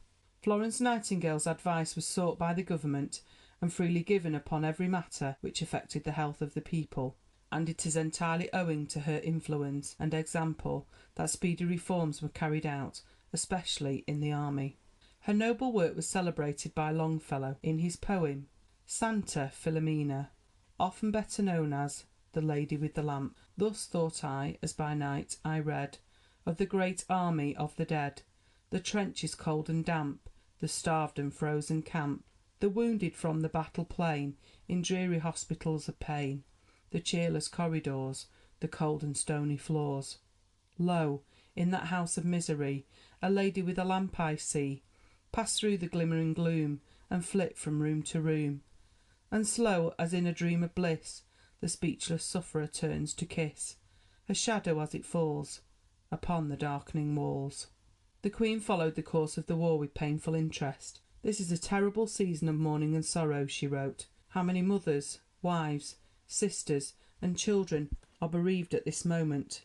Alas, it is that awful accompaniment of war, disease, which is so much more to be dreaded than the fighting itself." And again, after a visit to Chatham, 450 of my dear, brave, noble heroes I saw, and thank God upon the whole, all in a very satisfactory state of recovery. Such patience and resignation, courage and anxiety to return to their service, such fine men. Many acts had been passed in previous reigns to improve the disgraceful state of the prisons in this country, but it was left to a band of workers, mostly Quakers, led by Elizabeth Fry, to bring about any real improvement. Anybody who wishes to read what dens of filth and hotbeds of infection prisons were at this time need only read the account of the Fleet Prison in the Pickwick Papers and of the Marshalsea in Little Dorrit. Reform proved at first to be a very slow and difficult matter. New laws passed in 1823 and 1824 insisted upon cleanliness and regular labour for all prisoners. Chaplains and matrons for female prisoners were appointed. The public, however, got the idea, as in the case of workhouses, that things were being made too comfortable for the inmates, and the Society for the Improvement of Prison Discipline was bitterly attacked. Mrs. Fry had started work in Newgate Prison, then justly considered to be the worst of all the bad prisons in the country. The condition of the women and children was too dreadful to describe, and she felt that the only way to introduce law and decency into this hell upon earth was by influencing the children. She founded a school in the prison, and it was not long before there was a marked improvement in the appearance and behaviour of both the children and the women. The success of her work attracted public attention, and a committee of the House of Commons was appointed to inquire into the condition of the London prisons. Mrs. Fry was called upon to give evidence, and she recommended several improvements. For example, that prisoners should be given some useful work to do, that rewards should be given for good behaviour, and that female warders should be appointed. She visited other countries in order to study foreign prison systems, and her work in the prisons led her to consider what could be done to improve the condition of the unfortunate women who were transported as convicts. She succeeded in improving matters so much that female warders were provided on board ship, and proper accommodation and care on their arrival at their destination. Even such a tender-hearted man and friend of the poor as Thomas Hood, author of Song of the Shirt, misunderstood Mrs. Fry's aims, for in a poem called A Friendly Address to Mrs. Fry he wrote, "No, I will be your friend, and, like a friend, point out your very worst defects. Nay, never start at that word. But I must ask you why you keep your school in Newgate, Mrs. Fry. Your classes may increase, but I must grieve over your pupils at their bread and waters. Oh, though it costs you rent, and rooms run high, keep your school out of Newgate, Mrs. Fry." In the face of domestic sorrows and misfortunes, Mrs. Fry persevered until the day of her death in 1845 in working for the good of others. The work in this direction was continued by Mary Carpenter, whose father was the headmaster of a Bristol school. She began her life's work after a severe outbreak of cholera in Bristol in 1832. At this time there were practically no reformatory or industrial schools in the country, and Mary Carpenter set to work with some friends to found an institution near Bristol. She worked to save children, especially those whose lives were spent in the midst of sin and wickedness, from becoming criminals, and in order to bring this about, she aimed at making their surroundings as homelike and cheerful as possible. She even helped to teach the children herself, as she found great difficulty in finding good assistants. She wished to convince the government that her methods were right, and so persuade them to set up schools of a similar kind throughout the country. The great Lord Shaftesbury was her chief supporter, but it was not until the year 1854 that Mary Carpenter succeeded in her desire, when a bill was passed establishing reformatory schools. From this time her influence rapidly increased, and it is mainly owing to her efforts that at the present day such precautions are taken to reform young criminals on the sound principle of prevention is better than cure. Mary Carpenter also visited India no fewer than 4 times in order to arouse public opinion there to the need for the better education of women, and at a later date she went to America, where she had many warm friends and admirers. She had, as was only natural, been keenly interested in the abolition of Negro slavery. One of the most distinguished women in literature during the Victorian age was Harriet Martineau. At an early age it was evident that she was gifted beyond the ordinary, and at 7 years old she had read Milton's Paradise Lost and learnt long portions of it by heart. Her health was extremely poor. She suffered as a child with imaginary terrors, which she describes in her autobiography, and she gradually became deaf. She bore this affliction with the greatest courage and cheerfulness, but misfortunes followed one another in rapid succession. Her elder brother died of consumption, her father lost large sums of money in business, and the grief and anxiety so preyed upon his mind that he died, leaving his family very badly off. This, and the loss later on of the little money they had left, only served to strengthen Miss Martineau's purpose. She studied and wrote until late in the night, and after her first success in literature, when she won all 3 prizes offered by the Unitarian body for an essay, she set to work on a series of stories which were to illustrate such subjects as the effect of machinery upon wages, free trade, etc. After the manuscript had been refused by numerous publishers, she succeeded in getting it accepted, and the book proved an extraordinary success. She moved to London, and her house soon became the centre where the best of literature and politics could always be discussed. She was consulted even by cabinet ministers, but in spite of all the praise and adulation, she remained quite unspoiled. The idea of women taking part in public movements was still not altogether pleasing to the majority of people, who were apt to look upon learned women as blue stockings, a name first used in England in the previous century in rather a contemptuous way. Come, let us touch the string, and try a song to sing, though this is somewhat difficult at starting go, and in our case more than ever, when a desperate endeavour is made to sing the praise of Harry Martineau.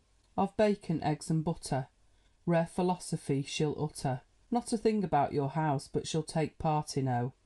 As to mine, with all my soul, she might take and pay the whole, but that is all my eye and Harry Martineau. Her political economy is as true as Deuteronomy, and the monster of distress she sticks a dart in, oh. Yet still he stalks about, and makes a mighty rout, but that we hope's my eye and Harry Martineau. In 1835 she visited the United States, and here she was able to study the question of slavery. She joined the body of the abolitionists, and as a result was attacked from all sides with the utmost fury, for the Northern States stood solid against abolition, but she remained unmoved in her opinion, and when in 1862 the Great Civil War broke out, her writings were the means of educating public opinion. It was largely due to her that this country did not foolishly support the secession of the Southern States from the Union. During a period of 5 years she was a complete invalid, and some of her best books, including her well-known stories for children, Feats on the Fjord and The Crofton Boys, were written in that time. After her recovery, her life was busier than ever. She wrote articles for the daily papers, but her chief pleasure lay in devising schemes for improving the lot of her poorer neighbours. She organised evening lectures for the people, and founded a mechanics institute and a building society. During her lifetime she was the acknowledged leader on all moral questions, especially those which affected the lives of women. It has always been esteemed our special function as women, she said, to mount guard over society and social life, the spring of national existence. End of chapter 8.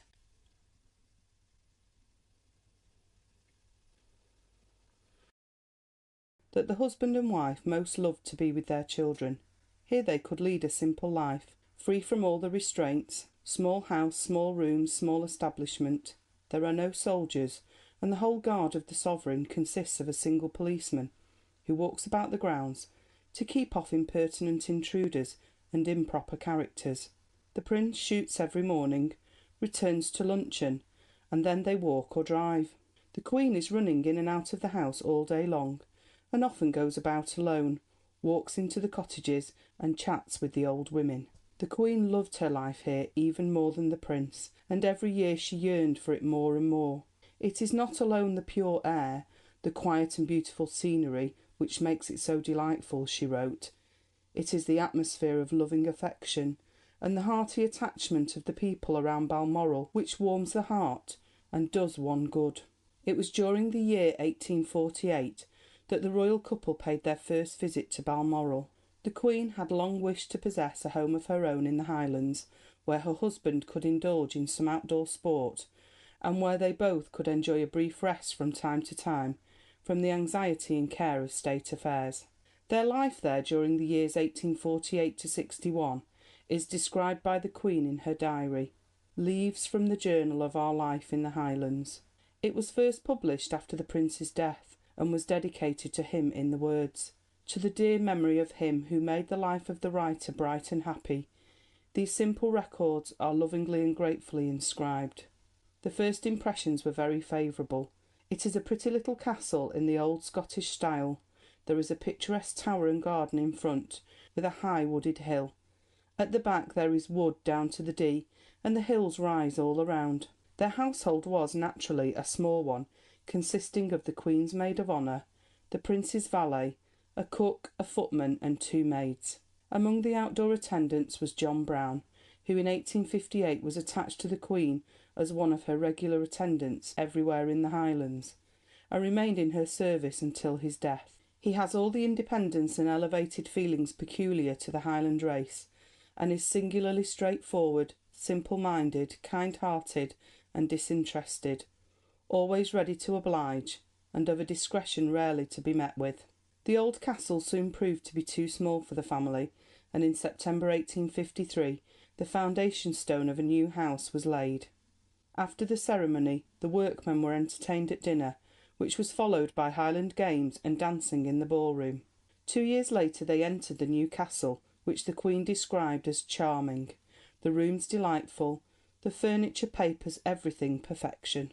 The Prince was untiring in planning improvements, and in 1856 the Queen wrote, "Every year my heart becomes more fixed in this dear paradise, and so much more so now that all has become my dearest Albert's own creation, own work, own building, own laying out as at Osborne, and his great taste and the impress of his dear hand have been stamped everywhere." He was very busy today, settling and arranging many things for next year. Visits to the cottages of the old people on the estate and in the neighbourhood were a constant source of delight and pleasure to the Queen, and often when the Prince was away for the day's shooting she would pay a round of calls, taking with her little presents. The old ladies especially loved to talk with their Queen. The affection of these good people, who are so hearty and so happy to see you, taking interest in everything, is very touching and gratifying, she remarked upon them. We were always in the habit of conversing with the Highlanders, with whom one comes so much in contact in the Highlands. The Prince highly appreciated the good breeding, simplicity, and intelligence which make it so pleasant and even instructive to talk to them. In September 1855, soon after moving into the new castle, the news arrived of the fall of Sebastopol, and this was taken as an omen of good luck. The Prince and his suite sallied forth, followed by all the population, to the cairn above Balmoral, and here, amid general cheering, a large bonfire was lit. The pipes played wildly, the people danced and shouted, guns and squibs were fired off, and it was not until close upon midnight that the festivities came to an end. During the same month the Princess Royal became engaged to Prince Frederick William of Prussia, who was then visiting Balmoral. Acting on the Queen's advice, Prince Frederick did not postpone his good fortune until a later date, as he had first intended, but during a ride up Craignaban he picked a piece of white heather, the emblem of good luck, and offered it to the young princess, and this gave him an opportunity of declaring his love. These extracts, printed from the Queen's journals, were intended at first for presentation only to members of the royal family and Her Majesty's intimate friends, especially to those who had accompanied her during her tours. It was, however, suggested to the Queen that her people would take even as keen an interest in these simple records of family life, especially as they had already shown sincere and ready sympathy with her personal joys and sorrows. The book, its editor says, is mainly confined to the natural expressions of a mind rejoicing in the beauties of nature, and throwing itself, with a delight rendered keener by the rarity of its opportunities, into the enjoyment of a life removed for the moment from the pressures of public cares. It is of particular interest because here the Queen records from day to day her thoughts and her impressions in the simplest language. Here she can be seen less as a queen than as a wife and mother. Her interest in her whole household, and in all those immediately around her, is evident on almost every page. To quote again, she is indeed the mother of her people, taking the deepest interest in all that concerns them. without respect of persons from the highest to the lowest. As a picture of the royal court in those days, this is exceedingly valuable, for it shows what an example the Queen and her husband were setting to the whole nation in the simple life they led in their Highland home. That the old people especially loved her can be seen from the greetings and blessings she received in the cottages she used to visit. May the Lord attend ye with mirth and with joy. May he ever be with ye in this world, and when ye leave it. The Queen was never weary of the beauties of the Highlands, and quotes the following lines from a poem by Arthur Hugh Clough to describe God's glorious works. The gorgeous bright October, then when brackens are changed and heather blooms are faded, and amid russet of heather and fern green trees are bonny, alders are green and oaks, the rowan scarlet and yellow.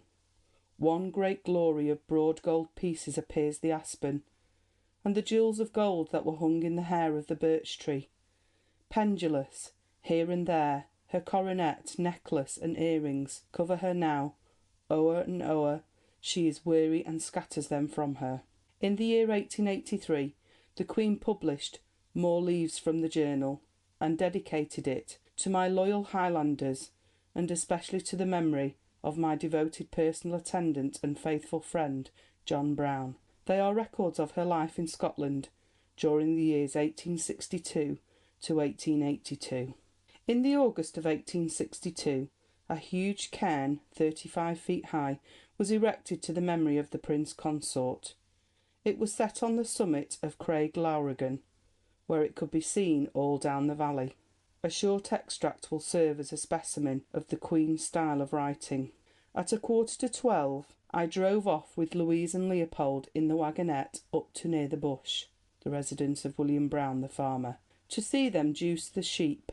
This is a practice pursued all over the Highlands before the sheep are sent down to the low country for the winter. It is done to preserve the wool. Not far from the burnside, where there are a few hillocks, was a pen in which the sheep were placed, and then, just outside it, a large sort of trough, filled with liquid tobacco and soap, and into this the sheep were dipped one after the other. One man took the sheep one by one out of the pen and turned them on their backs, and then William and he, holding them by their legs, dipped them well in, after which they were let into another pen, into which this trough opened, and here they had to remain to dry. To the left, a little lower down, was a cauldron boiling over a fire and containing the tobacco with water and soap. This was then emptied into a tub, from which it was transferred into the trough. A very rosy-faced lassie, with a plaid over her head, was superintending this part of the work, and helped to fetch the water from the burn, while children and many collie dogs were grouped about, and several men and shepherds were helping. It was a very curious and picturesque sight. End of chapter 9.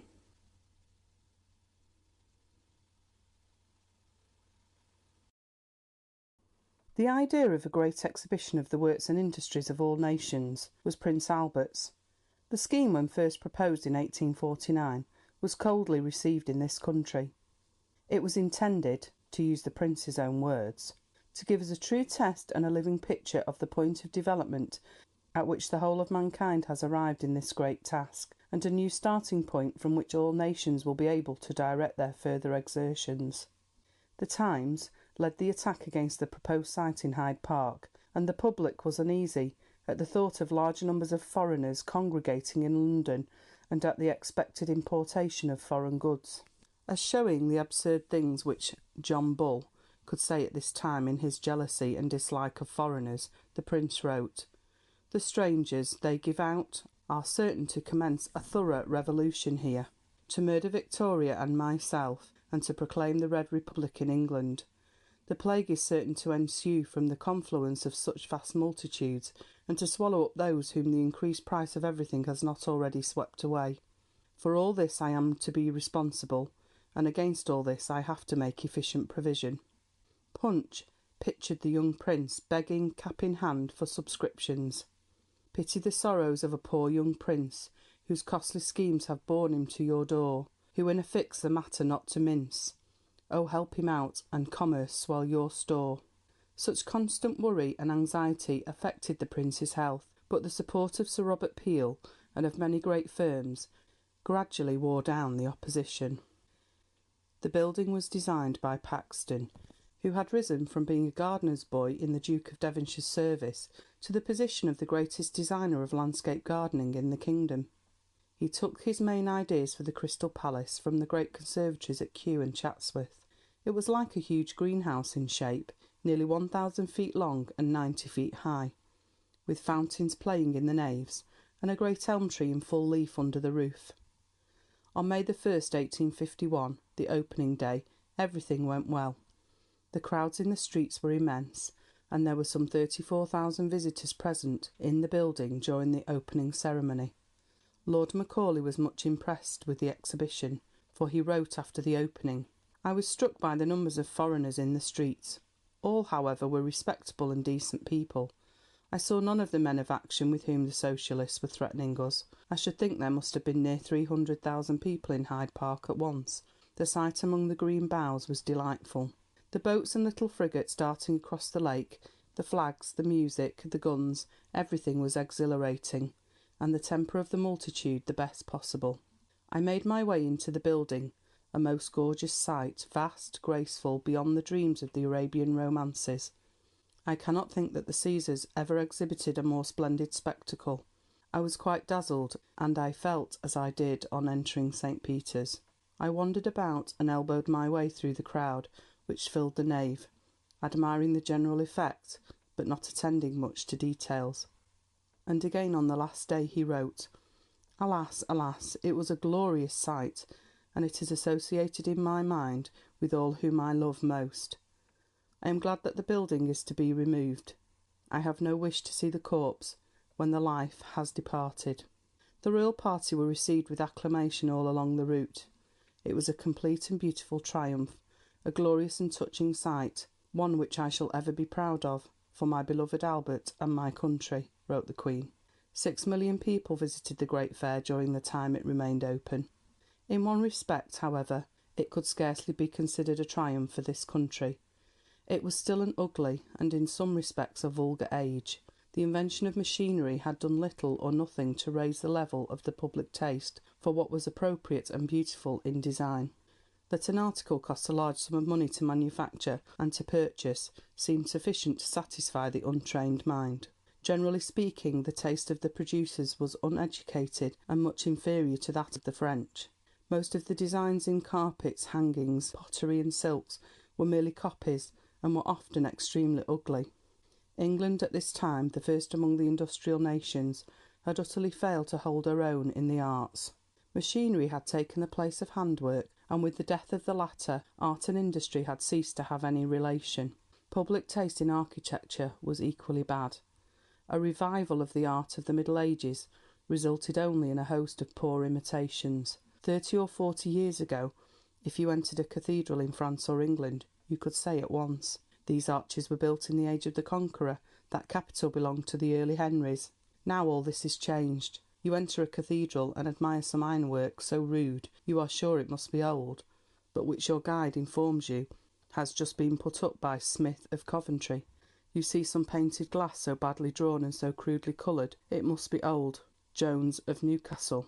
John Ruskin, who was in many ways the greatest art teacher of his age, was the first to point out the value and the method of correct observation of all that is beautiful in nature and in art.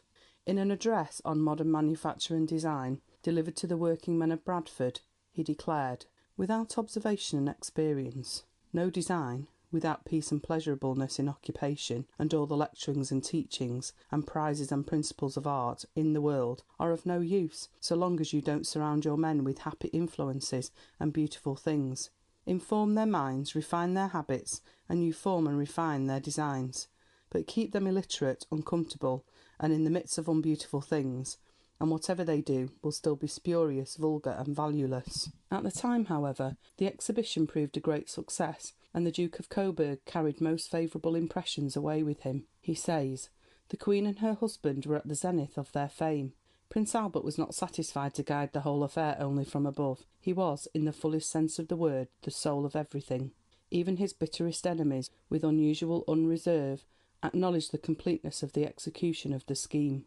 So far from there being a loss upon the undertaking, there was actually £500,000 of profit. The proceeds were devoted to securing ground at South Kensington upon which a great national institute might be built. This undertaking, the purchase of the ground, was not carried through without great difficulty and anxiety. The Queen's sympathy and encouragement were, as always, of the greatest help to her husband, and he quoted a verse from a German song to illustrate how much he felt and appreciated it. When man has well nigh lost his hope in life, upwards in trust and love still looks the wife. Towards the starry world all bright with cheer, faint not nor fear, thus speaks her shining tear.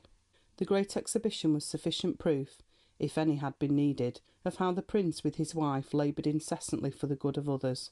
Without his courage, perseverance, and ability, there is no doubt that this great undertaking would never have been carried through successfully. He recognised the fact that princes live for the benefit of their people.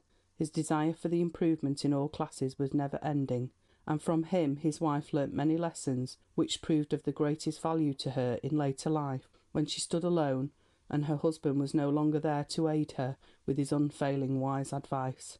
A second exhibition was held in 1862, and so far as decorative art was concerned, there were distinct signs of improvement. Art manufacture had now become a trade phrase, but manufacturers were still far from understanding what art really meant. As an instance of this, one carpet firm sent a carpet to be used as a hanging on which Napoleon III is depicted presenting a treaty of commerce to the Queen.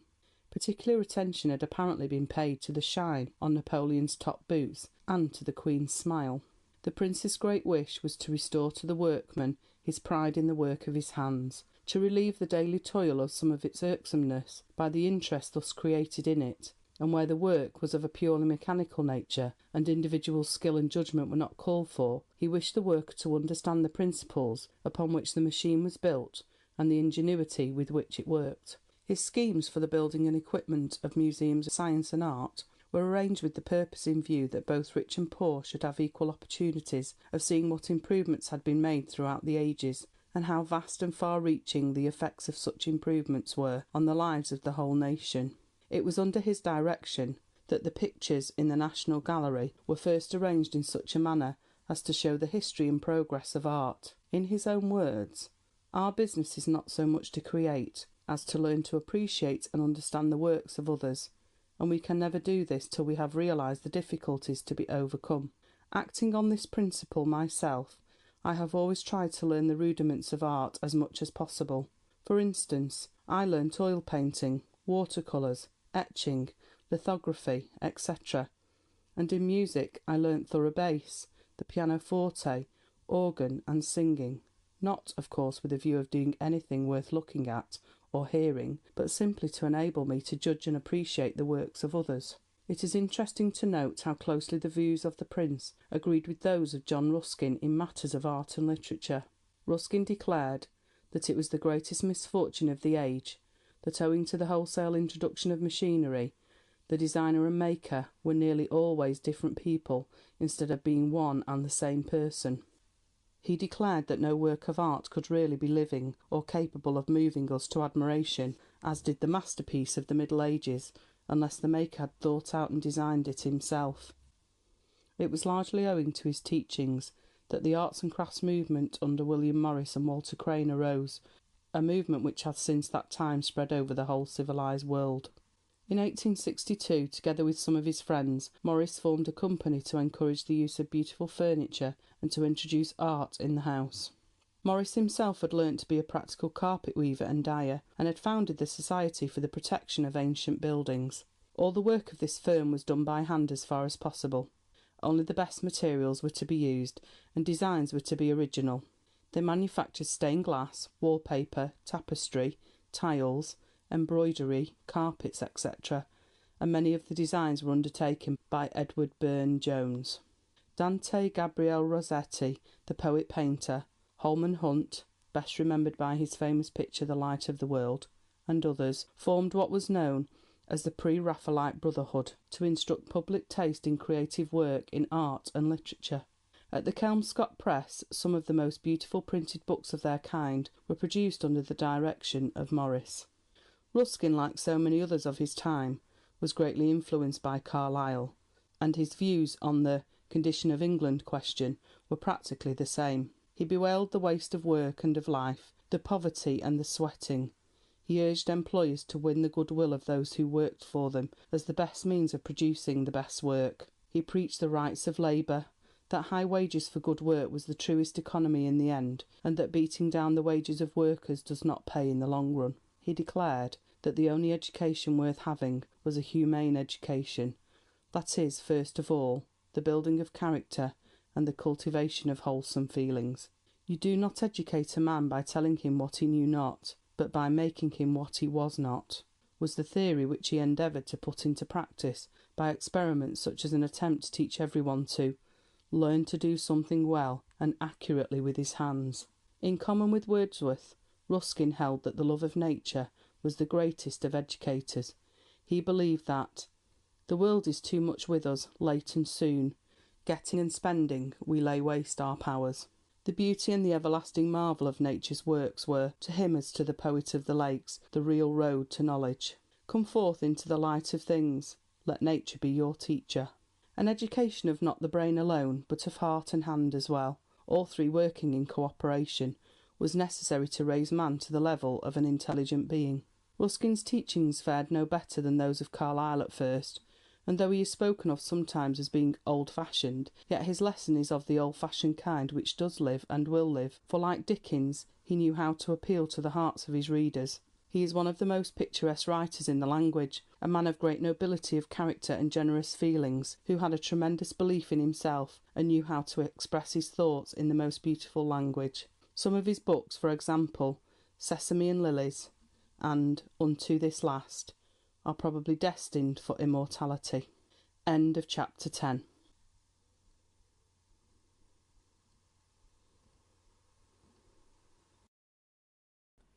The year 1861 was a black year for the Queen. On March the 15th her mother, the Duchess of Kent, died. She had been living for some time at Frogmore, a pleasant house in the Windsor Home Park, and here in the mausoleum erected by her daughter a statue is to be seen. She was sincerely loved by every member of her household, and her loss was felt as one affecting the whole nation. In the words of Disraeli, "She who reigns over us has elected, amid all the splendour of empire, to establish her life on the principle of domestic love." It is the remembrance and consciousness of this, which now sincerely saddens the public spirit, and permits a nation to bear its heartfelt sympathy to the foot of a bereaved throne, and to whisper solace to a royal heart. The death of the Queen's mother came as a great shock to the Prince Consort. The Queen was, for a time, utterly unable to transact any business, and this added to his already heavy burden of cares and responsibilities. In the following November the King of Portugal died. The Prince had loved him like a son, and this fresh disaster told so severely upon his health that he began to suffer much from sleeplessness. The strain of almost ceaseless work for many years was gradually wearing him out. He had never been afraid of death, and not long before his last illness he had said to his wife, "I do not cling to life. You do, but I set no store by it. If I knew that those I love were well cared for, I should be quite ready to die tomorrow. I am sure if I had a severe illness I should give up at once. I should not struggle for life." On the 1st of December the Queen felt anxious and depressed. Her husband grew worse, and could not take food without considerable difficulty, and this made him very weak and irritable. The physicians in attendance were now obliged to tell her that the illness was low fever, that the patient himself was not to know of this. The ministers became alarmed at his state, and when the news of his illness became public, there was the greatest and most universal anxiety for news. In spite of slight improvements from time to time, the Prince showed no power of fighting the disease, and on the evening of the 14th of December he passed gently away. It is no exaggeration to say that the death of the Queen's beloved husband saddened every home in the land. It was a sorrow felt equally by the highest and the lowest. He died in the fullness of his manhood, leaving her whom he had loved and guarded so tenderly to reign in lonely splendour. In the dedication of Idylls of the King to the memory of Prince Albert, Tennyson, the poet laureate, wrote, "Break not, O woman's heart, but still endure. Break not, for thou art royal, but endure. Remembering all the beauty of that star which shone so close beside thee, that ye made one light together, but has passed and leaves the crown a lonely splendour." When one looks over the vista of years which have passed since that mournful day, it is with sadness mingled with regret. For it is too true that "a prophet is not without honour, save in his own country." Albert the Good was, like many other great men, in advance of his times, and not until he was dead did the nation as a whole realise the blank he had left behind him. Even so late as 1854, Greville writes in his diary of the extraordinary attacks which were made upon the Prince in the public press. Letter after letter, he noted, appeared, full of the bitterest abuse and all sorts of lies.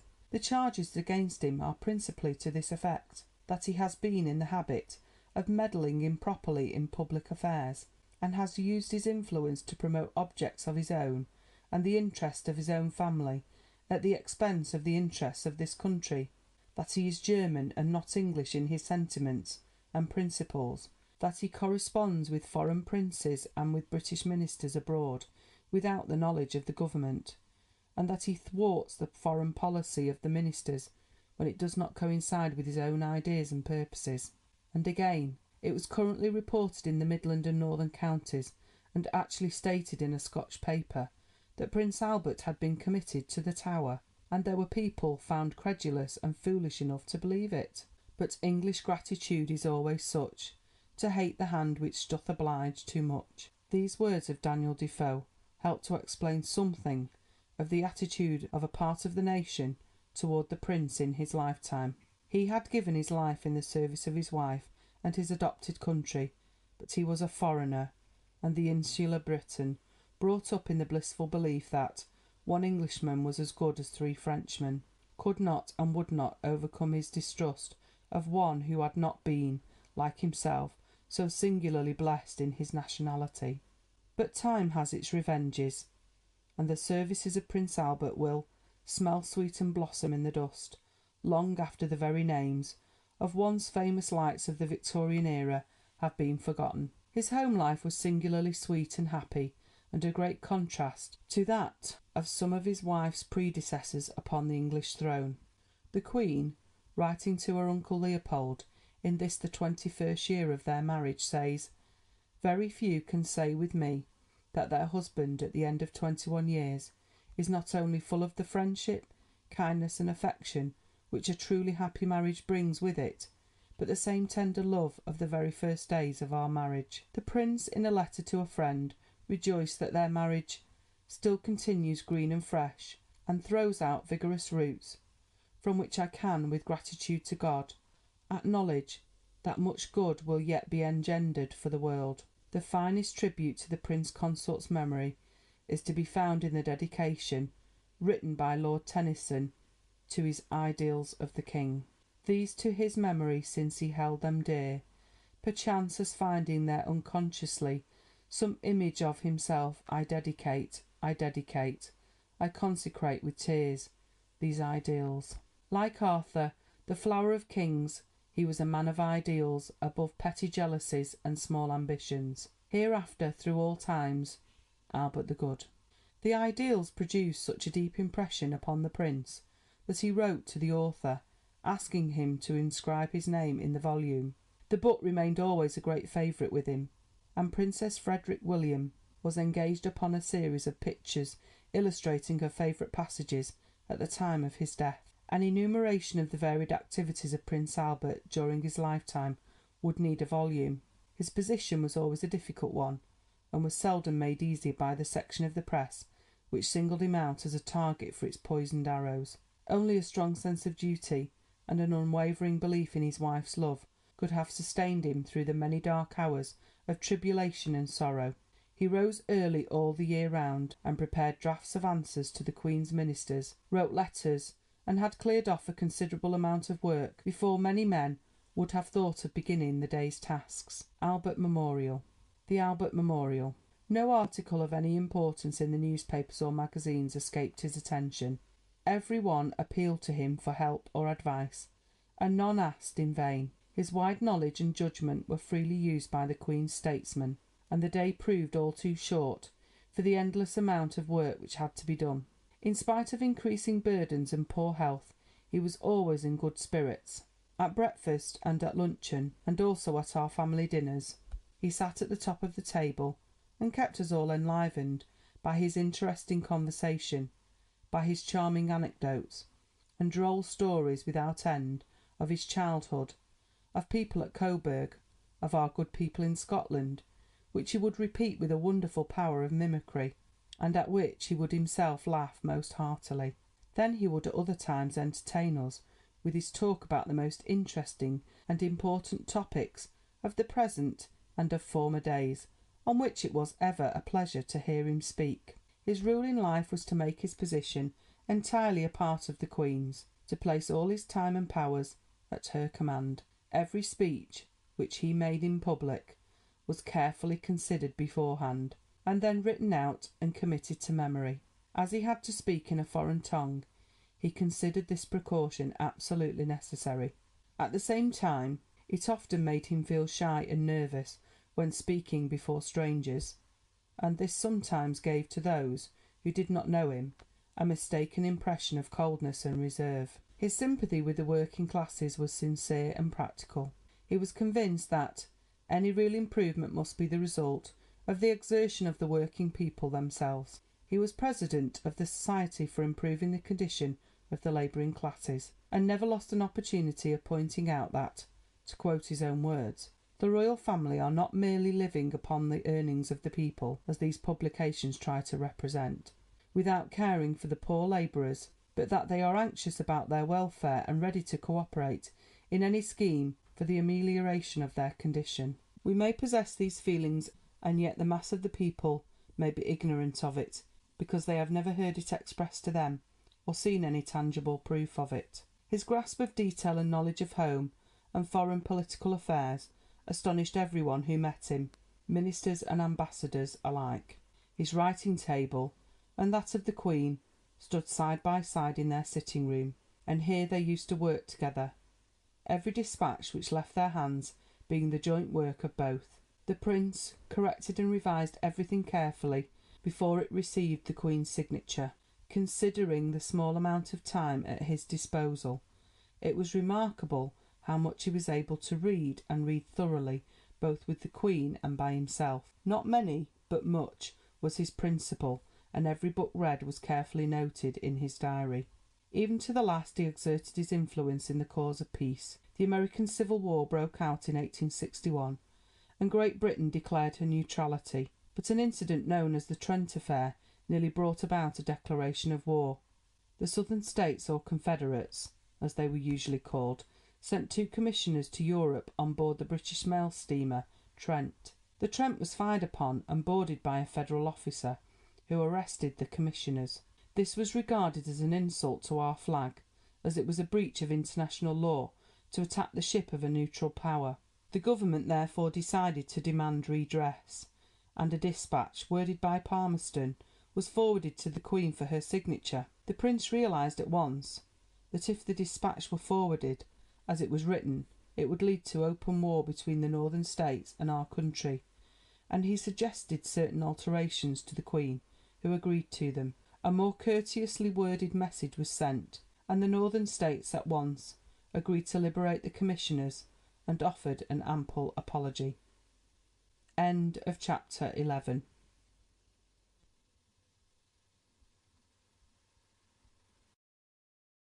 Possibly the person to whom the Queen owed most, next to her husband, was Lord Melbourne. His position at the time when the young Queen came to the throne was a unique one. Victoria was just 18 years of age. That is to say, if she had been a little younger, it would have been necessary to appoint a regent until such time as she came of age. For many years it had been a matter of certainty that she would succeed to the throne, and the late King's unreliable temper had been the means of preventing the matter from being properly arranged as regards certain advantages which might have been given to the Princess during his lifetime. In many ways, however, it was fortunate that the Queen came to the throne at such an early age.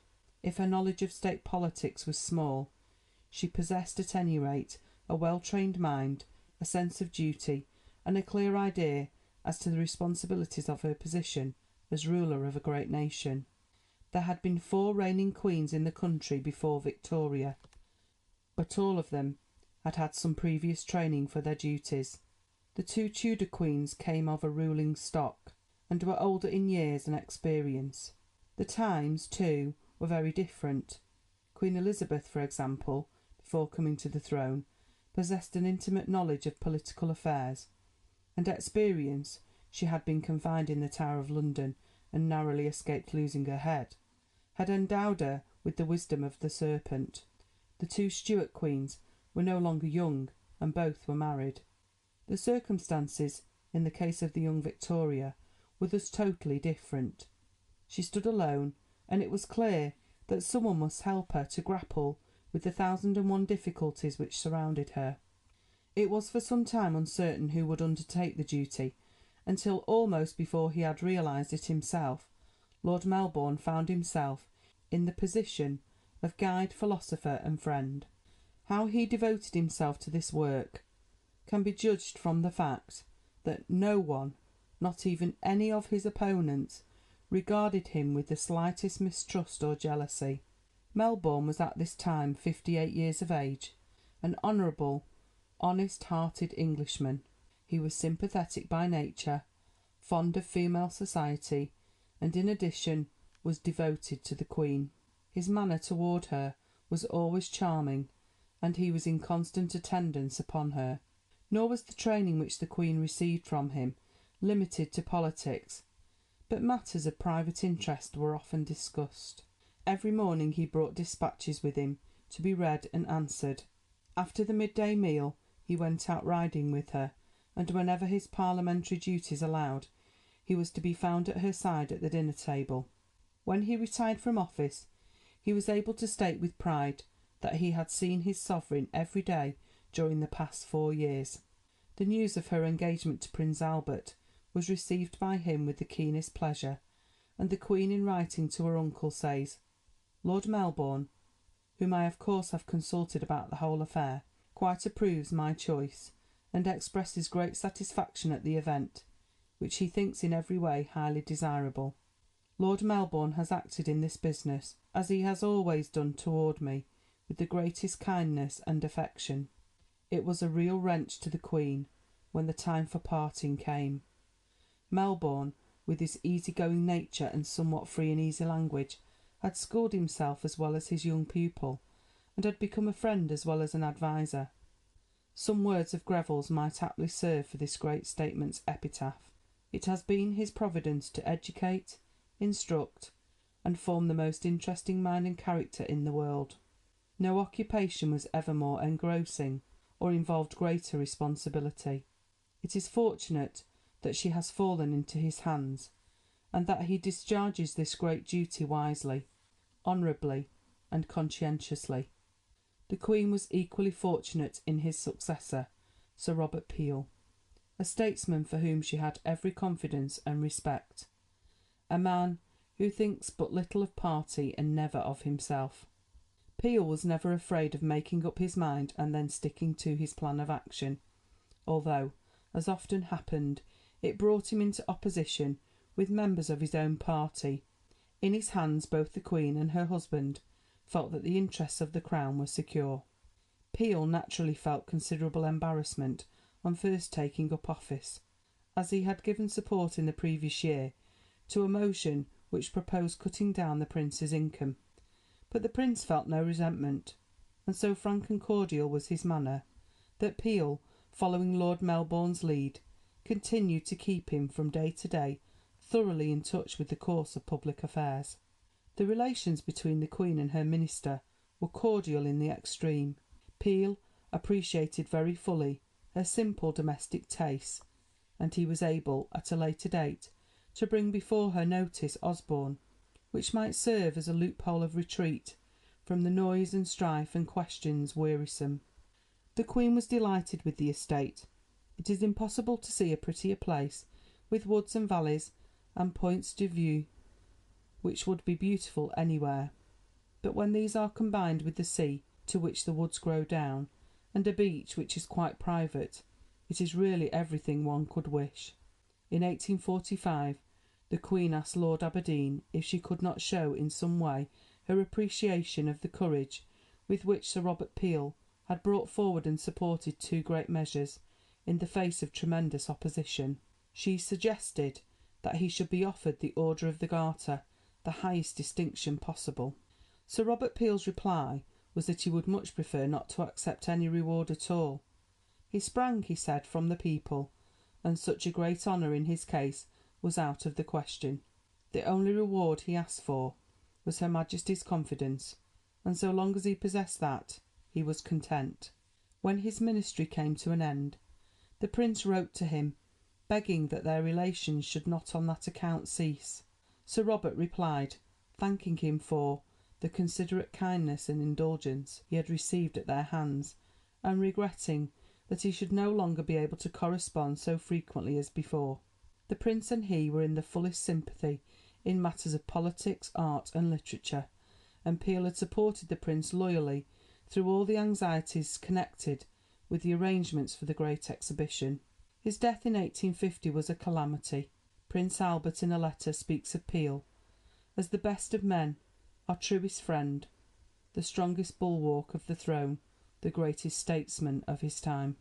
The Duke of Wellington said in the Upper House, "In all the course of my acquaintance with Sir Robert Peel, I never knew a man in whose truth and justice I had a more lively confidence, or in whom I saw a more invariable desire to promote the public service. In the whole course of my communications with him, I never knew an instance in which he did not show the strongest attachment to truth, and I never saw in the whole course of my life the slightest reason for suspecting that he stated anything which he did not believe to be the fact." The Queen, writing to her uncle, said that Albert felt and feels Sir Robert's loss dreadfully. He feels he has lost a second father. As a statesman, it was said of him that, for concocting, producing, explaining, and defending measures, he had no equal, or anything like an equal. By far the most interesting person who acted as both friend and adviser to the Queen and her husband was the Baron Christian Friedrich von Stockmar, who had been private physician to Prince Leopold, and afterward private secretary and controller of his household. He took an active part in the negotiations which led to his master becoming King of the Belgians. Long residence in this country had given him a thorough knowledge of England and the English, and he claimed friendship with the leading diplomatists both at home and on the European continent. In 1834 he retired to Coburg, but later was chosen, as we have seen, to lend his valuable advice toward bringing about a union between Prince Albert and Queen Victoria, both of whom he knew and admired. Immediately before Victoria's accession, King Leopold had sent him to England, where his counsel, judgment, and thorough knowledge of the English constitution were placed at the service of the young princess. He accompanied Prince Albert on a tour in Italy, and again returned to England to make arrangements for the prince's future household. All that he did during this period was done quietly and behind the scenes, and though he was a foreigner by birth, he worked to bring about the marriage for the sake of the country he loved so well. He looked upon England as the home of political freedom. Out of its bosom, he stated, singly and solely has sprung America's free constitution, in all its present power and importance, in its incalculable influence upon the social condition of the whole human race, and in my eyes the English constitution is the foundation, corner, and copestone of the entire political civilization of the human race, present and to come. He soon became the Prince's confidential adviser, and his unrivalled knowledge and strict sense of truth and duty proved of the utmost value. He endeared himself to both the Queen and the Prince, and successive statesmen trusted him absolutely for his freedom from prejudice and for his sincerity. In 1842 he drew up for the Queen some rules for the education of her children. "A man's education begins the first day of his life," was one of his maxims. He insisted that The education of the royal infants ought to be from its earliest beginning a truly moral and a truly English one. The persons to whom the children are entrusted should receive the full support and confidence of the parents. Otherwise, education lacks its very soul and vitality. He suggested that a lady of rank should be placed at the head of the nursery, as being better able to understand the responsibilities and duties attached to the education and upbringing of the Queen's children. His advice was again taken when it was necessary to settle upon what plan the young Prince of Wales should be educated. Stockmar's judgment of men was singularly correct and just.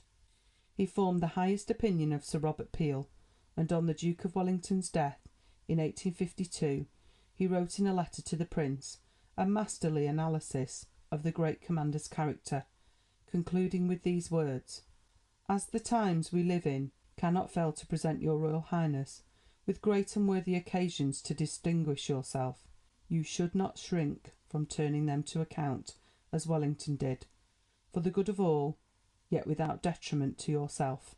The Prince corresponded regularly with the good Stockmar, and always in time of doubt and trial came sage counsel from his trusted friend.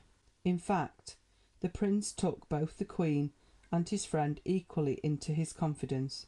They were the two to whom he could unbosom himself with entire freedom. Disraeli, afterward Lord Beaconsfield, obtained the Queen's fullest confidence, and won her friendship to an extent which no minister since Melbourne had ever been able to do. Dizzy, the leader of the Young England party, the writer of political novels, was a very different person from the statesman of later years. It is difficult to remember or to realise in these days that it was looked upon as something quite extraordinary for a member of a once despised and persecuted race, the Jews, to hold high office. The annual celebrations of Primrose Day, April 19th, the anniversary of his death, are sufficient proof that this great statesman's services to the British Empire are not yet forgotten. Lord Beaconsfield, whom she regarded with sincere affection, possessed a remarkable influence over the Queen, for the simple reason that he never forgot to treat her as a woman. He was noted throughout his life for his chivalry to the opposite sex, and his devotion to his wife was very touching. He was a firm believer in the power of the Crown for good.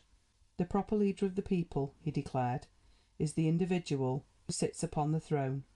He wished the sovereign to be in a position to rule as well as to reign, to be at one with the nation, above the quarrels and differences of the political parties, and to be their representative.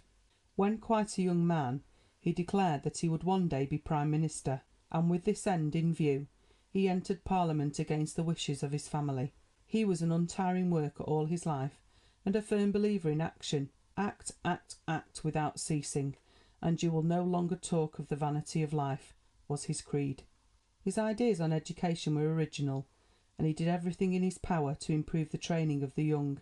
In 1870 he supported the great measure for a scheme of national education. Some years earlier he declared that "it is an absolute necessity that we should study to make every man the most effective being that education can possibly constitute him." In the old wars there used to be a story that one Englishman could beat 3 members of some other nation, but I think if we want to maintain our power we ought to make one Englishman equal really in the business of life to 3 other men that any other nation can furnish. I do not see otherwise how we can fulfil the great destiny that I believe awaits us, and the great position we occupy. He did more than any other minister to raise the Crown to the position it now occupies, and no monarch ever had a more devoted and faithful servant.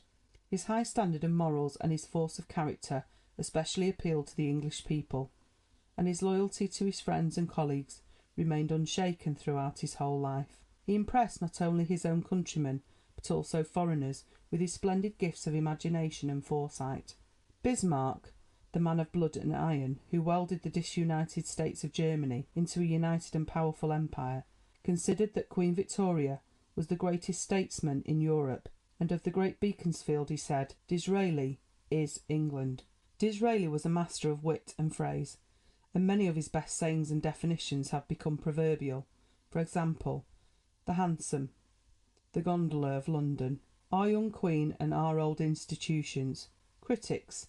Men Who Have Failed. Books. The Curse of the Human Race. The central figure of his time was the statesman warrior, the great Duke of Wellington, the Duke. After the famous Marlborough, England had not been able to boast of such a great commander. He was the best known figure in London, and though he never courted popularity or distinction, yet he served his Queen as Prime Minister when desired. The path of duty was for him the way to glory. In 1845 the greatest wish of his life was realised when the Queen and her husband paid him a 2 days' visit at his residence, Strathfieldsaye. Alfred Tennyson's Ode on the Death of the Duke of Wellington in 1852 praises him as truth-teller and truth-lover and mourns for him. Let the long, long procession go, and let the sorrowing crowd about it grow, and let the mournful martial music blow. The last great Englishman is low. In striking contrast to the Iron Duke was the man whom Disraeli could never learn to like, Lord John Russell. Generally depicted in the pages of Punch as a pert, cocksure little fellow, Little Johnny, the leader of the Whig party, was a power as a leader. He knew how to interpret the Queen's wishes in a manner agreeable to herself, yet he did not hesitate when he thought it advisable to speak quite freely in criticism of her actions. His ancestors in the Bedford family had in olden days been advisers of the Crown, and Lord John thus came of a good stock. He himself, nevertheless, was always alert to prevent any encroachment upon the growing powers and rights of the people. He was a favourite of the Queen, and she gave him as a residence a house and grounds in Richmond Park.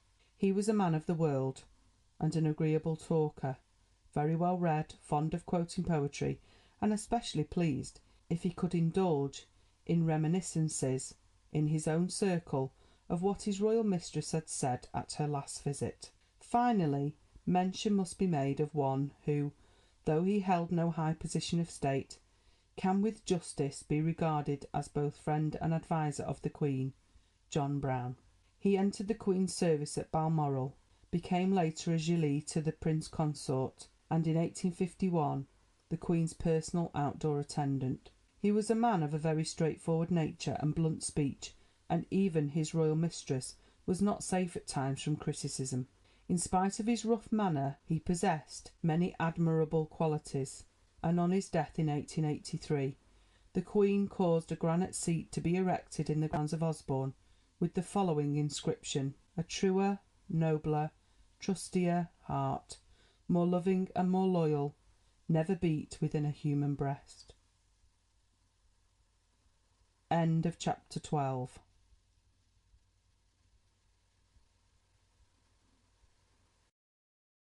What should they know of England who only England know? The England of Queen Elizabeth was the England of Shakespeare. This royal throne of kings, this sceptred isle, this earth of majesty, this seat of Mars, this other Eden, demi-paradise, this fortress built by nature for herself, against infection and the hand of war, this happy breed of men, this little world, this precious stone set in the silver sea, which serves it in the office of a wall, or as a moat defensive to a house, against the envy of less happier lands, this blessed plot, this earth, this realm, this England. In Tennyson's Princess we find an echo of these words, where the poet, in contrasting England and France, monarchy and republic, much to the disadvantage of the latter, says: "God bless the narrow sea which keeps her off, and keeps our Britain whole within herself, a nation yet, the rulers and the ruled." But at a later date, in an epilogue to the Queen, at the close of the Idylls of the King, Tennyson has said farewell to his narrow insular views, and speaks of "our ocean empire with her boundless homes, for ever broadening England and her throne, in our vast Orient, and one isle, that knows not her own greatness, if she knows, and dreads it, we are fallen." He had come to recognise the necessity for guarding and maintaining the empire, with all its greatness and all its burdens, as part of this country's destiny. It is a little difficult to realise that the British Empire, as we now know it, has been created within only the last 100 years. Beaconsfield, in his novel Contarini Fleming, describes the difference between ancient and modern colonies. A modern colony, he says, is a commercial enterprise. An ancient colony was a political sentiment. In other words, colonies were a matter of cash to modern nations, such as the Spaniards. In the time of the ancients there was a close tie, a feeling of kinship, and the colonist was not looked upon with considerable contempt and dislike by the mother country. Beaconsfield believed that there would come a time, and that not far distant, when men would change their ideas. I believe that a great revolution is at hand in our system of colonisation, and that Europe will soon recur to the principles of the ancient polity. This feeling of pride in the growth and expansion of our great overseas dominions is comparatively new, and there was a time when British ministers seriously proposed separation from what they considered to be a useless burden. The ignorance of all that concerned the colonies in the early years of Victoria's reign was extraordinary, and this accounted, to a great extent, for the indifference with which the English people regarded the prospect of drifting apart. Lord Beaconsfield was a true prophet, for this indifference is now a thing of the past, and in the year 1875 an Imperial Federation League was formed, which, together with the celebrations at the Jubilees in 1887 and 1897, helped to knit this country and the Dominions together in bonds of friendship and sympathy. The rapid improvements in communication have brought the different parts of the Empire closer together. The Imperial penny postage and an all-British cable route to Australia have kept us in constant touch with our kinsmen in every part of the world where the Union Jack is flown. But this did not all come about in a day. Prejudice and dislike are difficult to conquer, and it was chiefly owing to the efforts of Lord Beaconsfield that they were eventually overcome. Imperialism too often means jingoism, wild waving of flags and chanting of such melodies as, "We don't want to fight, but by jingo if we do. We've got the ships, we've got the men, we've got the money too." The true imperialism is defence, not defiance. Beaconsfield looked back into the past and sought to resume the thread of our ancient empire. For him, empire meant no easy burden, but a solemn duty, a knitting together of all the varied races and religions in one common cause. Peace with honour was his and England's watchword. He believed, in fact, like Shakespeare, in saying, "Beware of entrance to a quarrel, but, being in, bet that the foes may beware of thee." He was very particular on the duty of, if necessary, saying rough things kindly and not kind things roughly, which was a lesson Lord Palmerston never seemed to be capable of learning. Another of his maxims was that it was wiser from every point of view to treat semi-barbarous nations with due respect for their customs and feelings. He preached confederation and not annexation.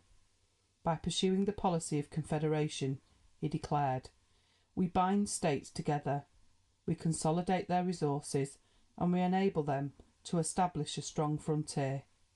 That is the best security against annexation." His whole policy was to foster the growth of independence and build foundations of a peace which should be enduring. Both in the East and in the West, our object is to have prosperous, happy and contented neighbours. The object of his imperialism was to progress, at the same time paying due respect to the traditions of the past. He rightly believed that the character of a nation, like that of an individual, is strengthened by responsibility. The glory of the empire and the prosperity of the people was what he hoped to achieve. During the anxious times of the Indian Mutiny, he alone seemed to grasp the real meaning of this sudden uprising of alien races. He declared that it was a revolt and not a mutiny, a revolt against the English, because of their lack of respect for ancient rights and customs. After the war was ended, he declared that the government ought to tell the people of India that the relation between them and their real ruler and sovereign, Queen Victoria, shall be drawn nearer. This should be done in the Queen's name and with the Queen's authority. He appealed to the whole Indian nation by his Royal Titles Bill, by means of which the Queen received the title of Empress of India. This brought home to the minds and imaginations of the native races the real meaning and grandeur of the empire of which they were now a part. The great Queen was now their Empress, or, to use the Indian title, Kaiser i Hind. The Queen took the deepest interest in the proclamation to the Indian people in 1858, and insisted on a number of alterations before she would allow it to be passed as satisfactory. She wrote to Lord Derby, asking him to remember that "it is a female sovereign who speaks to more than 100 millions of Eastern people on assuming the direct government over them after a bloody civil war, giving them pledges which her future reign is to redeem, and explaining the principles of her government. Such a document should breathe feelings of generosity, benevolence, and religious feeling, pointing out the privileges which the Indians will receive in being placed on an equality with the subjects of the British Crown, and the prosperity following in the train of civilization." Direct mention was to be made of the introduction of railways, canals, and telegraphs, with an assurance that such works would be the cause of general welfare to the Indian people. In conclusion, she added, "Her Majesty wishes expression to be given to her feelings of horror and regret at the results of this bloody civil war, and of pleasure and gratitude to God at its approaching end, and Her Majesty thinks the proclamation should terminate by an invocation to Providence for its blessing on a great work for a great and good end." The amended proclamation was read in every province in India, and met everywhere with cordial approval by princes and natives alike. The feeling of loyalty was aroused by the Queen's assurance that "in your prosperity is our strength, in your contentment our security, and in your gratitude our best reward." On May 1st, 1859, in England, and on July 28th, 1859, in India, there was a general thanksgiving for the restoration of peace. Although the Queen was never able to visit India in person, in 1875 the Prince of Wales went, at her request, to mark her appreciation of the loyalty of the native princes. The welcome given to the future King of England was truly royal.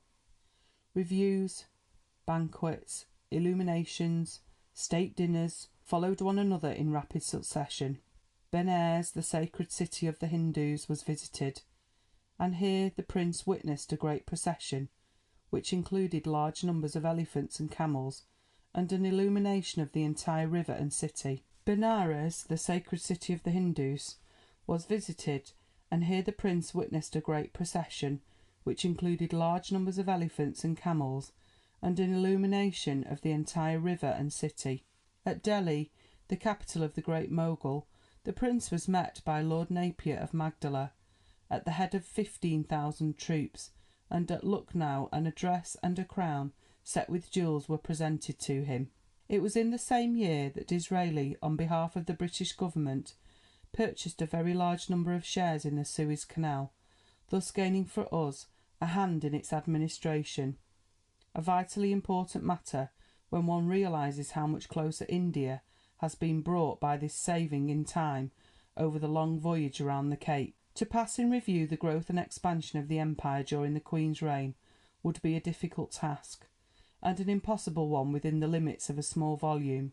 The expressions of loyalty and devotion from the representatives of the great overseas dominions on the occasion of the Queen's Jubilee in 1887 were proof enough that England and the English were no longer an insular land and people, but a mighty nation with one sovereign head. In the address which was presented to the Queen, it was stated that during her reign her colonial subjects of European descent had increased from 2 to 9 millions, and in Asia and India there was an increase of population from 96 to 254 millions. After the great ceremony of thanksgiving in St. Paul's Cathedral, the Queen expressed her thanks to her people in the following message: "I am anxious to express to my people my warm thanks for the kind, and more than kind, reception I met with on going to and returning from Westminster Abbey with all my children and grandchildren. The enthusiastic reception I met with then, as well as on those eventful days in London, as well as in Windsor, on the occasion of my Jubilee, has touched me most deeply, and has shown that the labours and anxieties of 50 long years, 22 years of which I spent in unclouded happiness, shared with and cheered by my beloved husband, while an equal number were full of sorrows and trial borne without his sheltering arm and wise help, have been appreciated by my people. This feeling and the sense of duty towards my dear country and subjects, who are so inseparably bound up with my life, will encourage me in my task, often a very difficult and arduous one, during the remainder of my life. The wonderful order preserved on this occasion, and the good behaviour of the enormous multitudes assembled, merits my highest admiration. That God may protect and abundantly bless my country is my fervent prayer. And in laying the foundation stone of the Imperial Institute, she said, I concur with you in thinking that the counsel and exertions of my beloved husband initiated a movement which gave increased vigour to commercial activity, and produced marked and lasting improvements in industrial efforts. One indirect result of that movement has been to bring more before the minds of men the vast and varied resources of the empire over which Providence has willed that I should reign during 50 prosperous years. I believe and hope that the Imperial Institute will play a useful part in combining these resources for the common advantage of all my subjects, conducing towards the welding of the colonies, India, and the mother country into one harmonious and united community. When war was declared in South Africa and the Boer forces invaded Cape Colony and Natal, contingents from Canada, Australia, New Zealand, Cape Colony, and Natal joined the British force and fought side by side throughout that long and trying campaign. In 1897 was celebrated the 60th anniversary of the Queen's reign, and every colony sent a detachment of troops to represent it. At the steps of St. Paul's Cathedral, the Queen remained to return thanks to God for all the blessings of her reign, and after the magnificent procession had returned, she once again sent a message to her people. In weal and woe, I have ever had the true sympathy of all my people, which has been warmly reciprocated by myself. It has given me unbounded pleasure to see so many of my subjects from all parts of the world assembled here, and to find them joining in the acclamations of loyal devotion to myself, and I wish to thank them all from the depth of my grateful heart. Appendix to Chapter 13. The British Empire. The population of the Empire is estimated to be 355 millions of coloured and 60 millions of white people. Canada. 1840. The Act of Union passed. The two colonies of Upper and Lower Canada united, and a representative assembly formed. 1867. Bill for the Federation of Canada passed. The various provinces united under the title of Dominion of Canada, ruled by a Governor-General nominated by the Crown. The Central Parliament, which dealt with matters relating to the Dominion, established at Ottawa. 1885. Completion of the Canadian Pacific Railway, which led to the opening up of the Northwest. The great stream of emigration from Europe commences. Australia. Australia became a united Commonwealth at the beginning of the present century. From 1851 onward, the transportation of convicts was prohibited. The expansion of the Commonwealth has taken place to a great extent during the reign of Queen Victoria. The majority of the settlers are of British descent. South Africa. South Africa finally united in 1910 with self-government. India. Disraeli, in 1876, introduced the Royal Titles Bill, by means of which the Queen was able to assume the title of Empress of India. End of Chapter 13.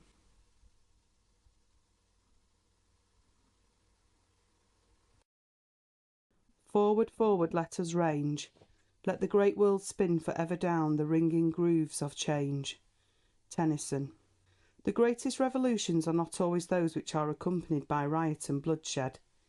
England's revolution was peaceful, but it worked vast and almost incredible changes.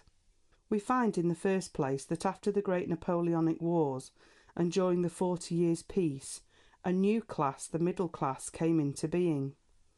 It had, of course, existed before this time, but it had been unable to make its power felt.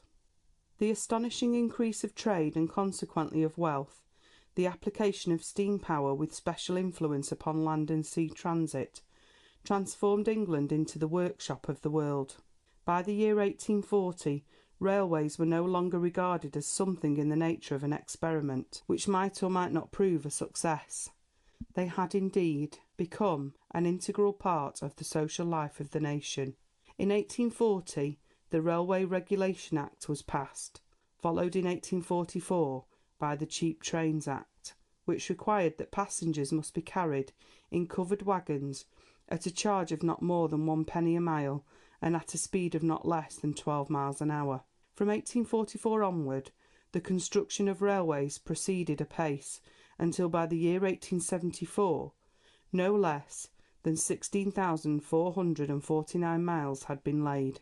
Ocean traffic under steam progressed equally rapidly. In 1812 the first steamer appeared upon the Clyde, and in 1838 the famous Great Western steamed from Bristol to New York. The quickening and cheapening of transport called for new and improved methods of manufacture. Small business concerns grew into great mercantile houses with interests all over the face of the globe. Everywhere movement and expansion, everywhere change. A powerful commercial class came into existence, and power, that is, voting power, passed to this class and was held by it until the year 1865. From this year, roughly speaking, the power passed into the hands of the democracy. Education, which had been to a great extent a class monopoly, gradually penetrated to all ranks and grades of society. In 1867 the Second Reform Act was passed. A very large proportion of the urban working classes were given the power of voting, and it was naturally impossible to entrust such powers for long to an illiterate democracy. Therefore, in 1870, Mr Forster's Education Act was passed, which required that in every district where sufficient voluntary schools did not exist, a school board should be formed to build and maintain the necessary school accommodation at the cost of the rates. By a later Act of 1876, school attendance was made compulsory. Every effort was made in succeeding years to raise the level of intelligence among present and future citizens. Education became national and universal.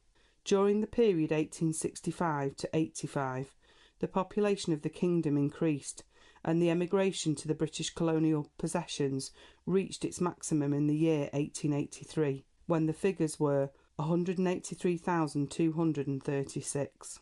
The rapid rise in population of the large towns drew attention more and more urgently to the question of public health. Every city and every town had its own problems to face, and the necessity for solving these cultivated and strengthened the sense of civic pride and responsibility. We find during this period an ever-growing interest throughout the country in the welfare, both moral and mental, of the great mass of the workers. Municipal life became the training ground where many a member of Parliament served his apprenticeship. Municipalities took charge of baths and washhouses, organised and built public markets, ensured a cheap and ample supply of pure water, installed modern systems of drainage, provided housing accommodation at low rents for the poor classes, built hospitals for infectious diseases, and finally carried on the great and important work of educating its citizens. The power of labour began at last to make itself felt. The first attempt at co-operation, made by the Rochdale pioneers in 1844, stimulated others to follow their example, and in 1869 the Co-operative Union was formed. The trade unions showed an increased interest in education, in forming libraries and classes, and in extending their somewhat narrow policy as their voting power increased. Out of this movement sprang working men's clubs attached to the unions, and carrying on all branches of work, educational and beneficial, amongst its members. The standard of society was continually rising, and it was already a far cry to the early Victorian England described in an earlier chapter. The world was growing smaller, that is to say, communications between country and country, between continent and continent, were growing more easy. The first insulated cable was laid in 1848 across the Hudson River from Jersey City to New York, and in 1857 an unsuccessful attempt was made to connect the new and the old world. In 1866, the Great Eastern, after 2 trials, succeeded in laying a complete cable. The expansion of the powers of human invention led to a great increase in the growth of comfort of all classes. To take only a few striking examples, at the beginning of the century, matches were not yet invented, and only in 1827 were the Congreve sulphur matches put on the market. They were sold at the rate of 1 shilling a box, containing 84 matches. In the year 1821, gas was still considered a luxury. Soap and candles were both greatly improved and cheapened. By the withdrawal of the window tax in 1851, obvious and necessary advantages were gained in the building of houses. In 1855 the stamp duty on newspapers was abolished.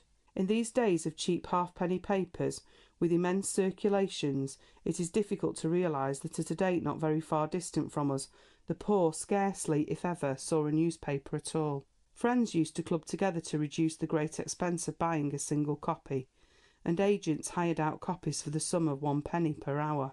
The only effect of the stamp duty had been to cut off the poorer classes from all sources of trustworthy information. In 1834 not a single town in the kingdom, with the exception of London, possessed a daily paper. The invention of steam printing and the introduction of shorthand reporting and the use of telegraph and railways revolutionised the whole world of journalism.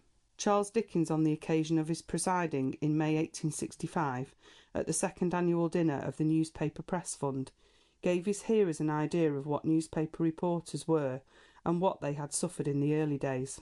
I had pursued the calling of a reporter under circumstances of which many of my brethren here can form no adequate conception. I have often transcribed for the printer, from my shorthand notes, important public speeches in which the strictest accuracy was required, and a mistake in which would have been, to a young man, severely compromising, writing on the palm of my hand, by the light of a dark lantern, in a post-chaise and 4, galloping through a wild country and through the dead of night, at the then surprising rate of 15 miles an hour.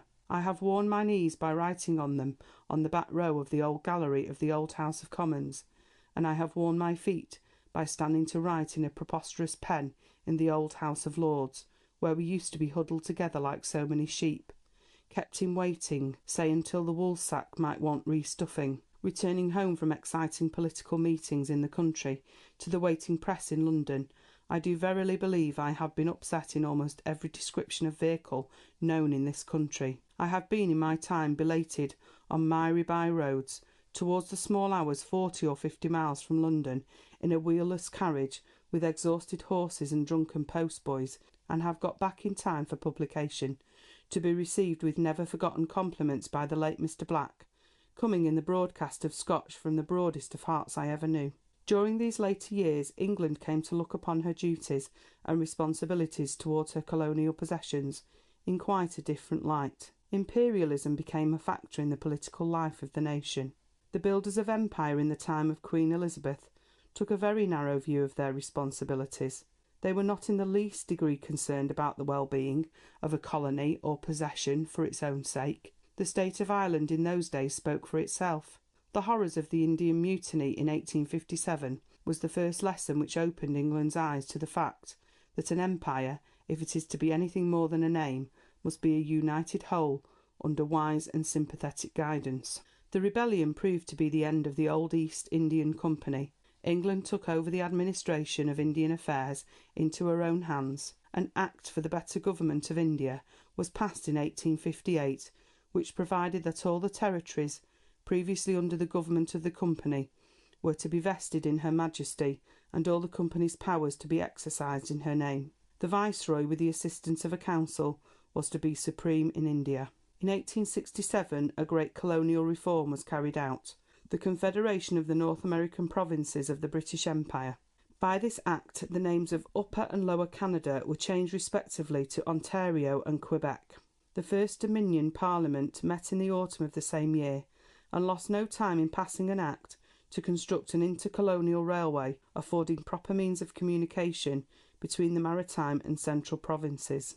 In 1869 the Hudson Bay Territory was acquired from the company which held it, and after the Red River insurrection headed by a half-breed Louis Riel, had been successfully crushed by the Wolseley expedition, the territory was made part of the Federation. In 1871 British Columbia became part of the Dominion, on condition that a railway was constructed within the following 10 years, which should extend from the Pacific to the Rocky Mountains and connect with the existing railway system. The Great Canadian Pacific Railway was completed in 1885, opening out the West to all comers. The rise and growth of the imperialistic spirit had been greatly influenced by the literature on the subject, which dated its commencement from Professor Seeley's Expansion of England in 1883. This was followed by an immense number of works by various writers, the chief of whom, Rudyard Kipling, has popularised the conception of imperialism and extended its meaning. Never was isle so little, never was sea so lone, but over the scud and the palm trees an English flag was flown. The empire was not, however, to be consolidated without war and bloodshed, for relations with the two Boer republics, the Transvaal and the Orange River, became more and more strained as years went on. The last years of the Queen's life were destined to be saddened by the outbreak of war in South Africa. The facts which led to the outbreak were briefly these, though it is but fair to state that there are, even now, various theories current as to the causes. The discovery and opening up of the gold mines of the Transvaal had brought a stream of adventurous emigrants into the country, and it was these outlanders of whom the Dutch were suspicious. The Transvaal government refused to admit them to equal political rights with the Dutch inhabitants. It was certain, however, that the outlanders would never submit to be dependent on the policy of President Kruger, although the Dutch declared that they had only accepted the suzerainty of Great Britain under compulsion. Negotiations between the two governments led to nothing, as neither side would give way, and at last in 1899, following upon an ultimatum demanding the withdrawal of British troops from the borders of the Republic, war broke out. It had undoubtedly been hastened by the ill-fated and ill-advised raid in 1896 of Dr. Jameson, the administrator of Rhodesia. It is scarcely necessary to review the details of this war at any length. It proved conclusively that the government of this country had vastly underrated the resisting powers of the Boers. For 3 years the British Army was forced to wage a guerrilla warfare and adapt itself to entirely new methods of campaigning. On May 28, 1900, the Orange Free State was annexed under the name of the Orange River Colony. In June, Lord Roberts entered Pretoria, but the war dragged on until 1902, when a peace conference was held and the Boer republics became part of the British Empire. Very liberal terms were offered to and accepted by the conquered Dutch. But long before this event took place, Queen Victoria had passed away. She had followed the whole course of the war with the deepest interest and anxiety, and when Lord Roberts returned to this country, leaving Lord Kitchener in command in South Africa, the Queen was desirous of hearing from his own lips the story of the campaign. The public was already uneasy about the state of her health, and on January 20th it was announced that her condition had become serious. On Tuesday, January the 22nd, she was conscious and recognised the members of her family watching by her bedside, but on the afternoon of the same day she peacefully passed away. One of the last wishes she expressed was that her body should be borne to rest on a gun carriage, for she had never forgotten that she was a soldier's daughter. On the day of the funeral, the horses attached to the gun carriage became restive, and the sailors who formed the guard of honour took their place and drew the coffin, draped in the Union Jack, to its last resting place. Through the streets of London, which had witnessed 2 great Jubilee processions, festivals of rejoicing and thanksgiving, the funeral cortège passed, and a great reign and a great epoch in history had come to an end. End of chapter 14.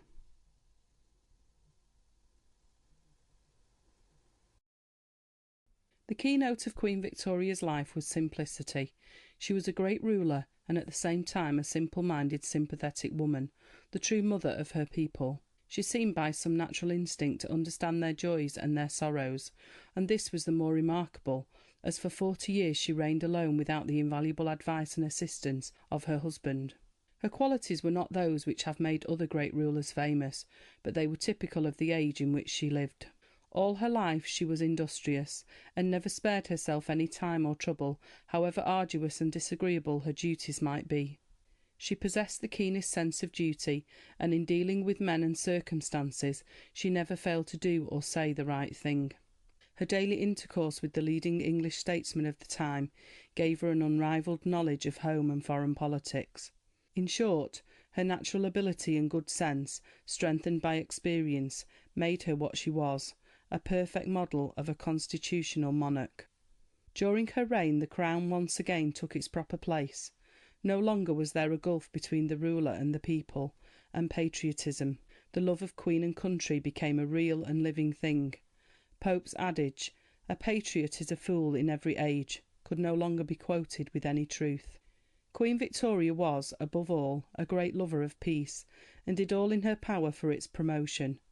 Her personal influence was often the means of smoothing over difficulties, both at home and abroad, when her ministers had aggravated instead of lessening them.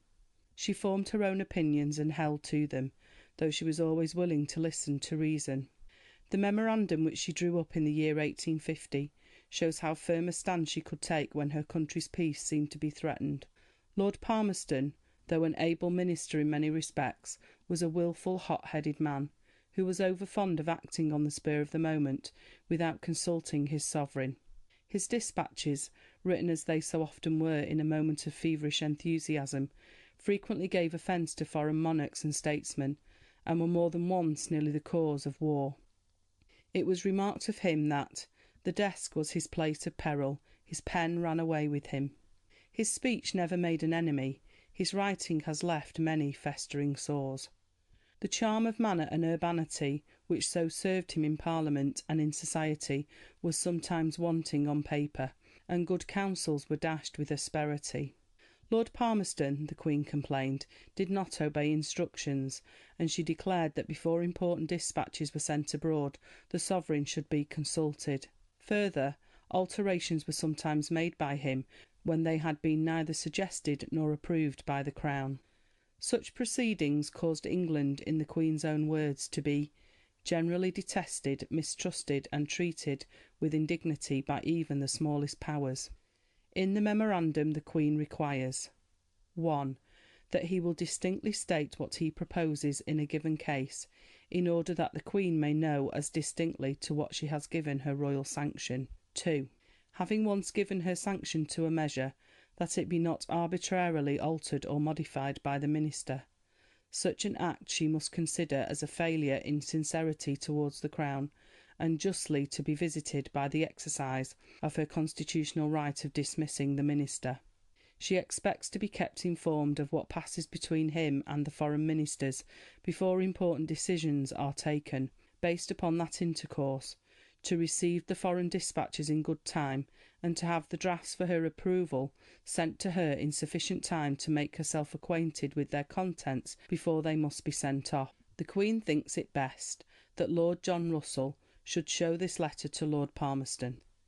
More than once the alteration of a dispatch by the Queen prevented what might easily have plunged this country into a disastrous war.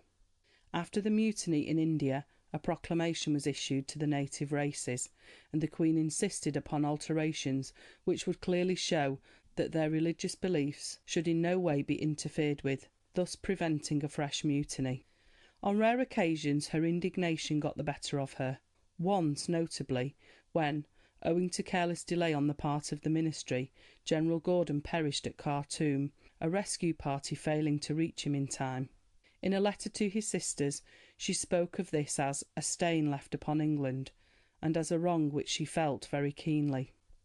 Her style of writing was as simple as possible, yet she always said the right thing at the right moment, and her letters of sympathy or congratulation were models of their kind and never failed in their effect.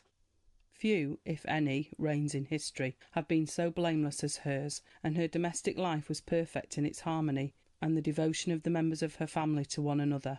She possessed the eye of the mistress for every detail, however small, which concerned housekeeping matters, and though her style of entertaining was naturally often magnificent, everything was paid for punctually. After the visits of King Louis Philippe and the Emperor Nicholas of Russia, Sir Robert Peel acknowledged that Her Majesty was able to meet every charge and to give a reception to the sovereigns which struck everyone by its magnificence, without adding one title to the burdens of the country. I am not required by Her Majesty to press for the extra expenditure of one single shilling on account of these unforeseen causes of increased expenditure. I think that to state this is only due to the personal credit of Her Majesty, who insists upon it that there shall be every magnificence required by her station, but without incurring one single debt. When one remembers that the Queen had to superintend the household arrangements of Buckingham Palace, Balmoral Castle, Osborne and Windsor, and that the latter alone gave employment in one way and another to 2,000 people, it can be realised that this was a tremendous undertaking in itself. Method and neatness, first instituted by the Prince Consort, were always insisted upon in place of the disorder and waste which had reigned supreme before the Queen became head of the household. Before her life was saddened by the untimely loss of her husband, the Queen was the leader of English society, and her influence was, as may be imagined, thoroughly wholesome and good. She was all her life a deeply religious woman, and though her observance of Sunday was strict, she never allowed it to become a day of penance. Her religion was humane indeed. Her intense sympathy with all sorrow and suffering was one of her supreme virtues, and her early upbringing made her dislike all elaborate forms of ceremony during the service. When in the Highlands she always attended the simple little Presbyterian church, where the congregation was, for the most part, made up of the inhabitants of the neighbourhood. It is this simplicity and homeliness of the Queen which was so often misunderstood by those who could not realise how much she was at one with her people.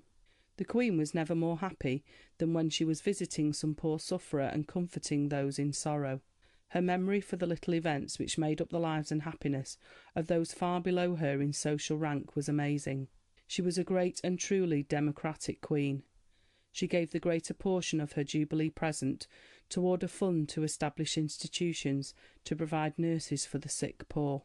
During the latter years of her reign, when she was less and less to be seen at public functions and ceremonies, many complaints were made about her reputed neglect of royal duties. She felt the injustice of such statements very keenly, and with good reason. No allowances were made for her poor health, for her years, for the family losses which left her every year more and more a lonely woman. Her duties, ever increasing in number and extent, left her no time, even if she had possessed the inclination, to take part in pomp and ceremony. The outburst of loyalty and affection on the occasion of her 2 Jubilee celebrations proved that she still reigned supreme in the nation's heart. The Queen was not only a great monarch, but also a great statesman. Consider for a moment the many and bewildering changes which took place in her own and other countries during her reign. Our country was almost continually at war in some portion of the globe. The British army fought side by side with the French against Russia in the Crimea, and against the rebels in the Indian Mutiny. 2 Boer Wars were fought in South Africa in 1881 and 1899 to 1902. There were also lesser wars in China, Afghanistan, Abyssinia, Zululand and Egypt.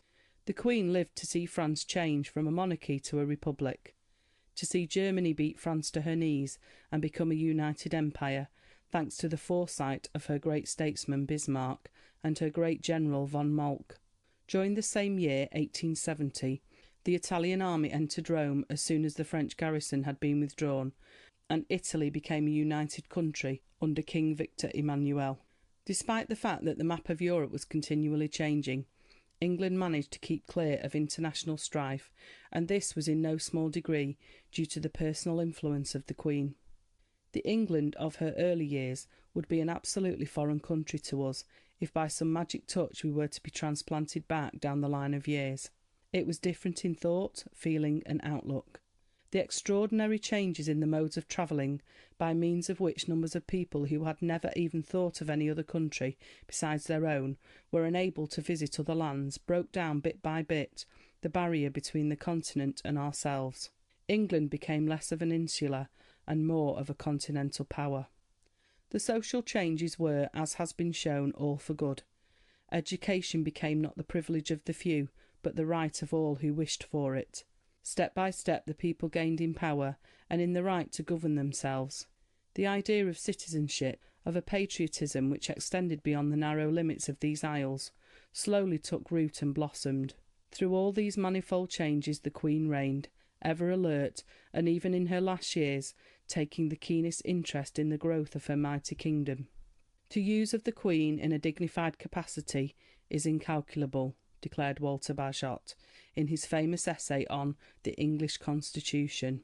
He continues, "Without her in England, the present English government would fail and pass away.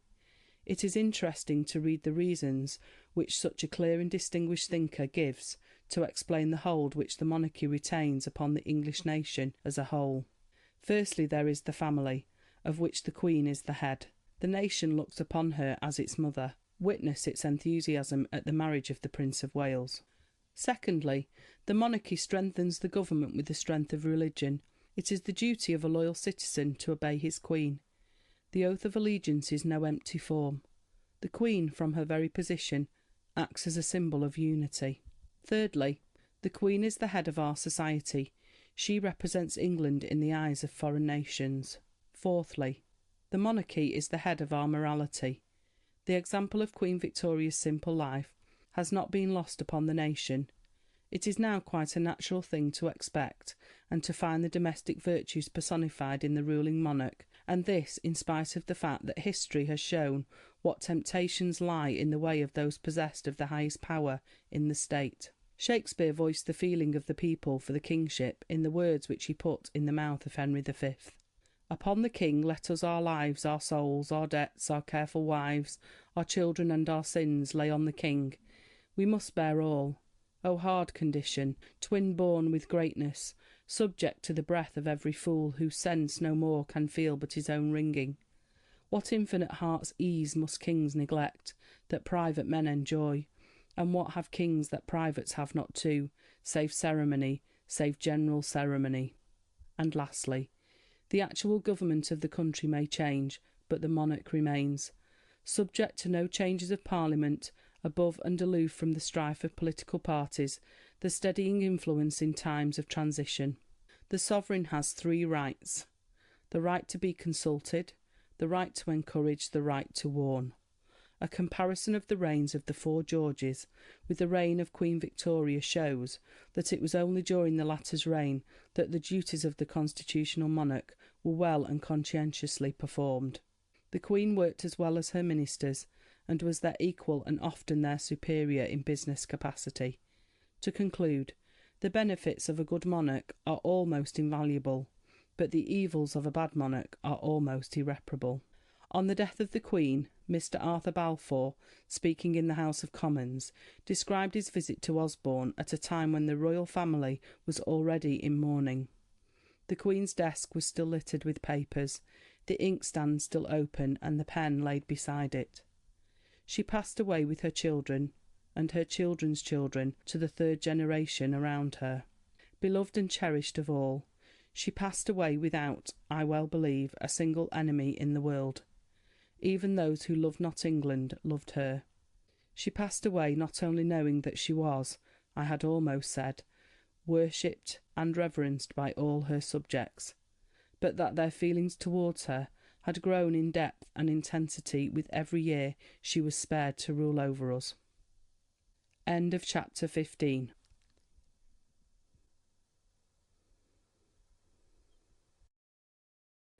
Victoria Alexandrina, only daughter of Edward, Duke of Kent, fourth son of George III, born at Kensington, May 24, 1819, became Queen June 20, 1837.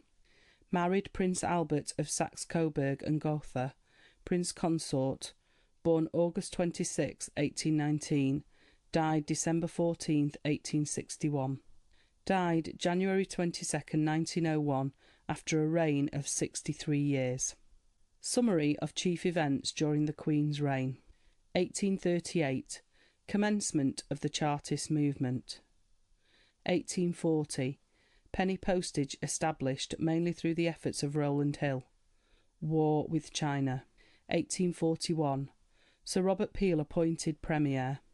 1842. War with Afghanistan, peace with China, the Chinese cede Hong Kong. 1843. Agitation in Ireland for the repeal of the Union. Arrest of Daniel O'Connell. 1845. War with the Sikhs. Failure of potato crop in Ireland, which resulted in a famine in the following winter. 1846. Repeal of the Corn Laws. Lord John Russell appointed Premier. 1848. Revolution in France. Prince Louis Napoleon becomes President of the Republic. Chartist agitation in London. 1849. Annexation of the Punjab. 1850. Death of Sir Robert Peel. 1851. The Great Exhibition. 1852. Death of the Duke of Wellington. Louis Napoleon elected Emperor of France. 1853. Turkey declares war against Russia. 1854. Great Britain and France declare war against Russia. The Crimean War. Invasion of the Crimea. The Battle of the Alma, September 20th. Siege of Sebastopol, Battle of Balaclava and Charge of the Light Brigade, October 25th. Battle of Inkerman, November the 5th. 1855. Lord Palmerston appointed Premier. Death of the Emperor Nicholas of Russia. Fall of Sebastopol in September. 1856. Peace concluded with Russia by the Treaty of Paris. 1857. The Indian Mutiny. The massacre at Cawnpore in July. Capture of Delhi, September. Sir Colin Campbell relieves Lucknow, November. 1858. Suppression of the mutiny. Abolition of the East India Company. The possessions and powers of the company transferred to the Crown. The Queen's proclamation to India, issued by Lord Canning, first Viceroy. 1859. Establishment of the Volunteer Army. Fenianism in Ireland. Trial of O'Donovan Rossa. 1860.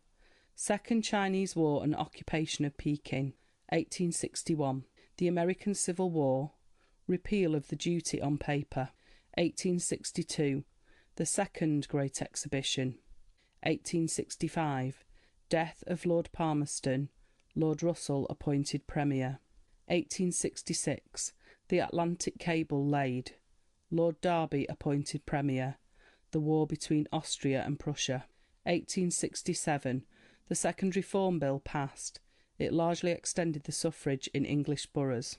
1868. Disraeli appointed Premier. 1869. Suez Canal opened. 1870. The Elementary Education Act passed, which compelled the attendance of children at efficient schools. The Franco-German War. Halfpenny postcards first came into use. 1871. Establishment of the German Empire. Treaty of Washington, which settled by arbitration the Alabama claims. 1872. The Ballot Act passed to secure secret voting at elections. 1874. Disraeli appointed Premier for the second time.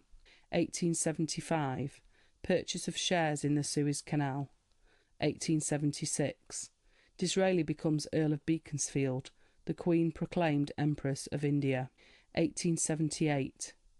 Congress of Berlin to settle the Eastern Question. Great Britain was represented by Lord Salisbury and Beaconsfield. Second Afghan War. 1879.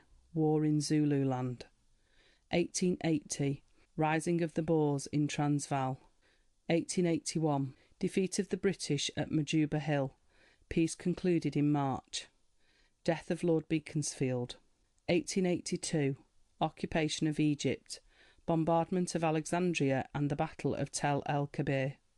1883. War in the Sudan. Defeat of Hicks Pasha. 1885. Fall of Khartoum and death of General Gordon. Redistribution Bill. Numbers of members of Parliament increased from 658 to 670. The revised version of the Bible. 1886. Annexation of Upper Burma. 1887. Jubilee celebration. 1888. Death of the Emperor William I of Germany and of his son Frederick III. Succession of William II. The Local Government Act, by which England and Wales was divided into counties and county boroughs for purposes of local government. 1889. Charter granted to British South African Company. 1896. The Jameson Raid. 1897. The Diamond Jubilee. 1898. Death of Gladstone. War in Sudan. Battle of Omdurman. 1899. South African War. End of chapter 16. End of Queen Victoria by E. Gordon Brown.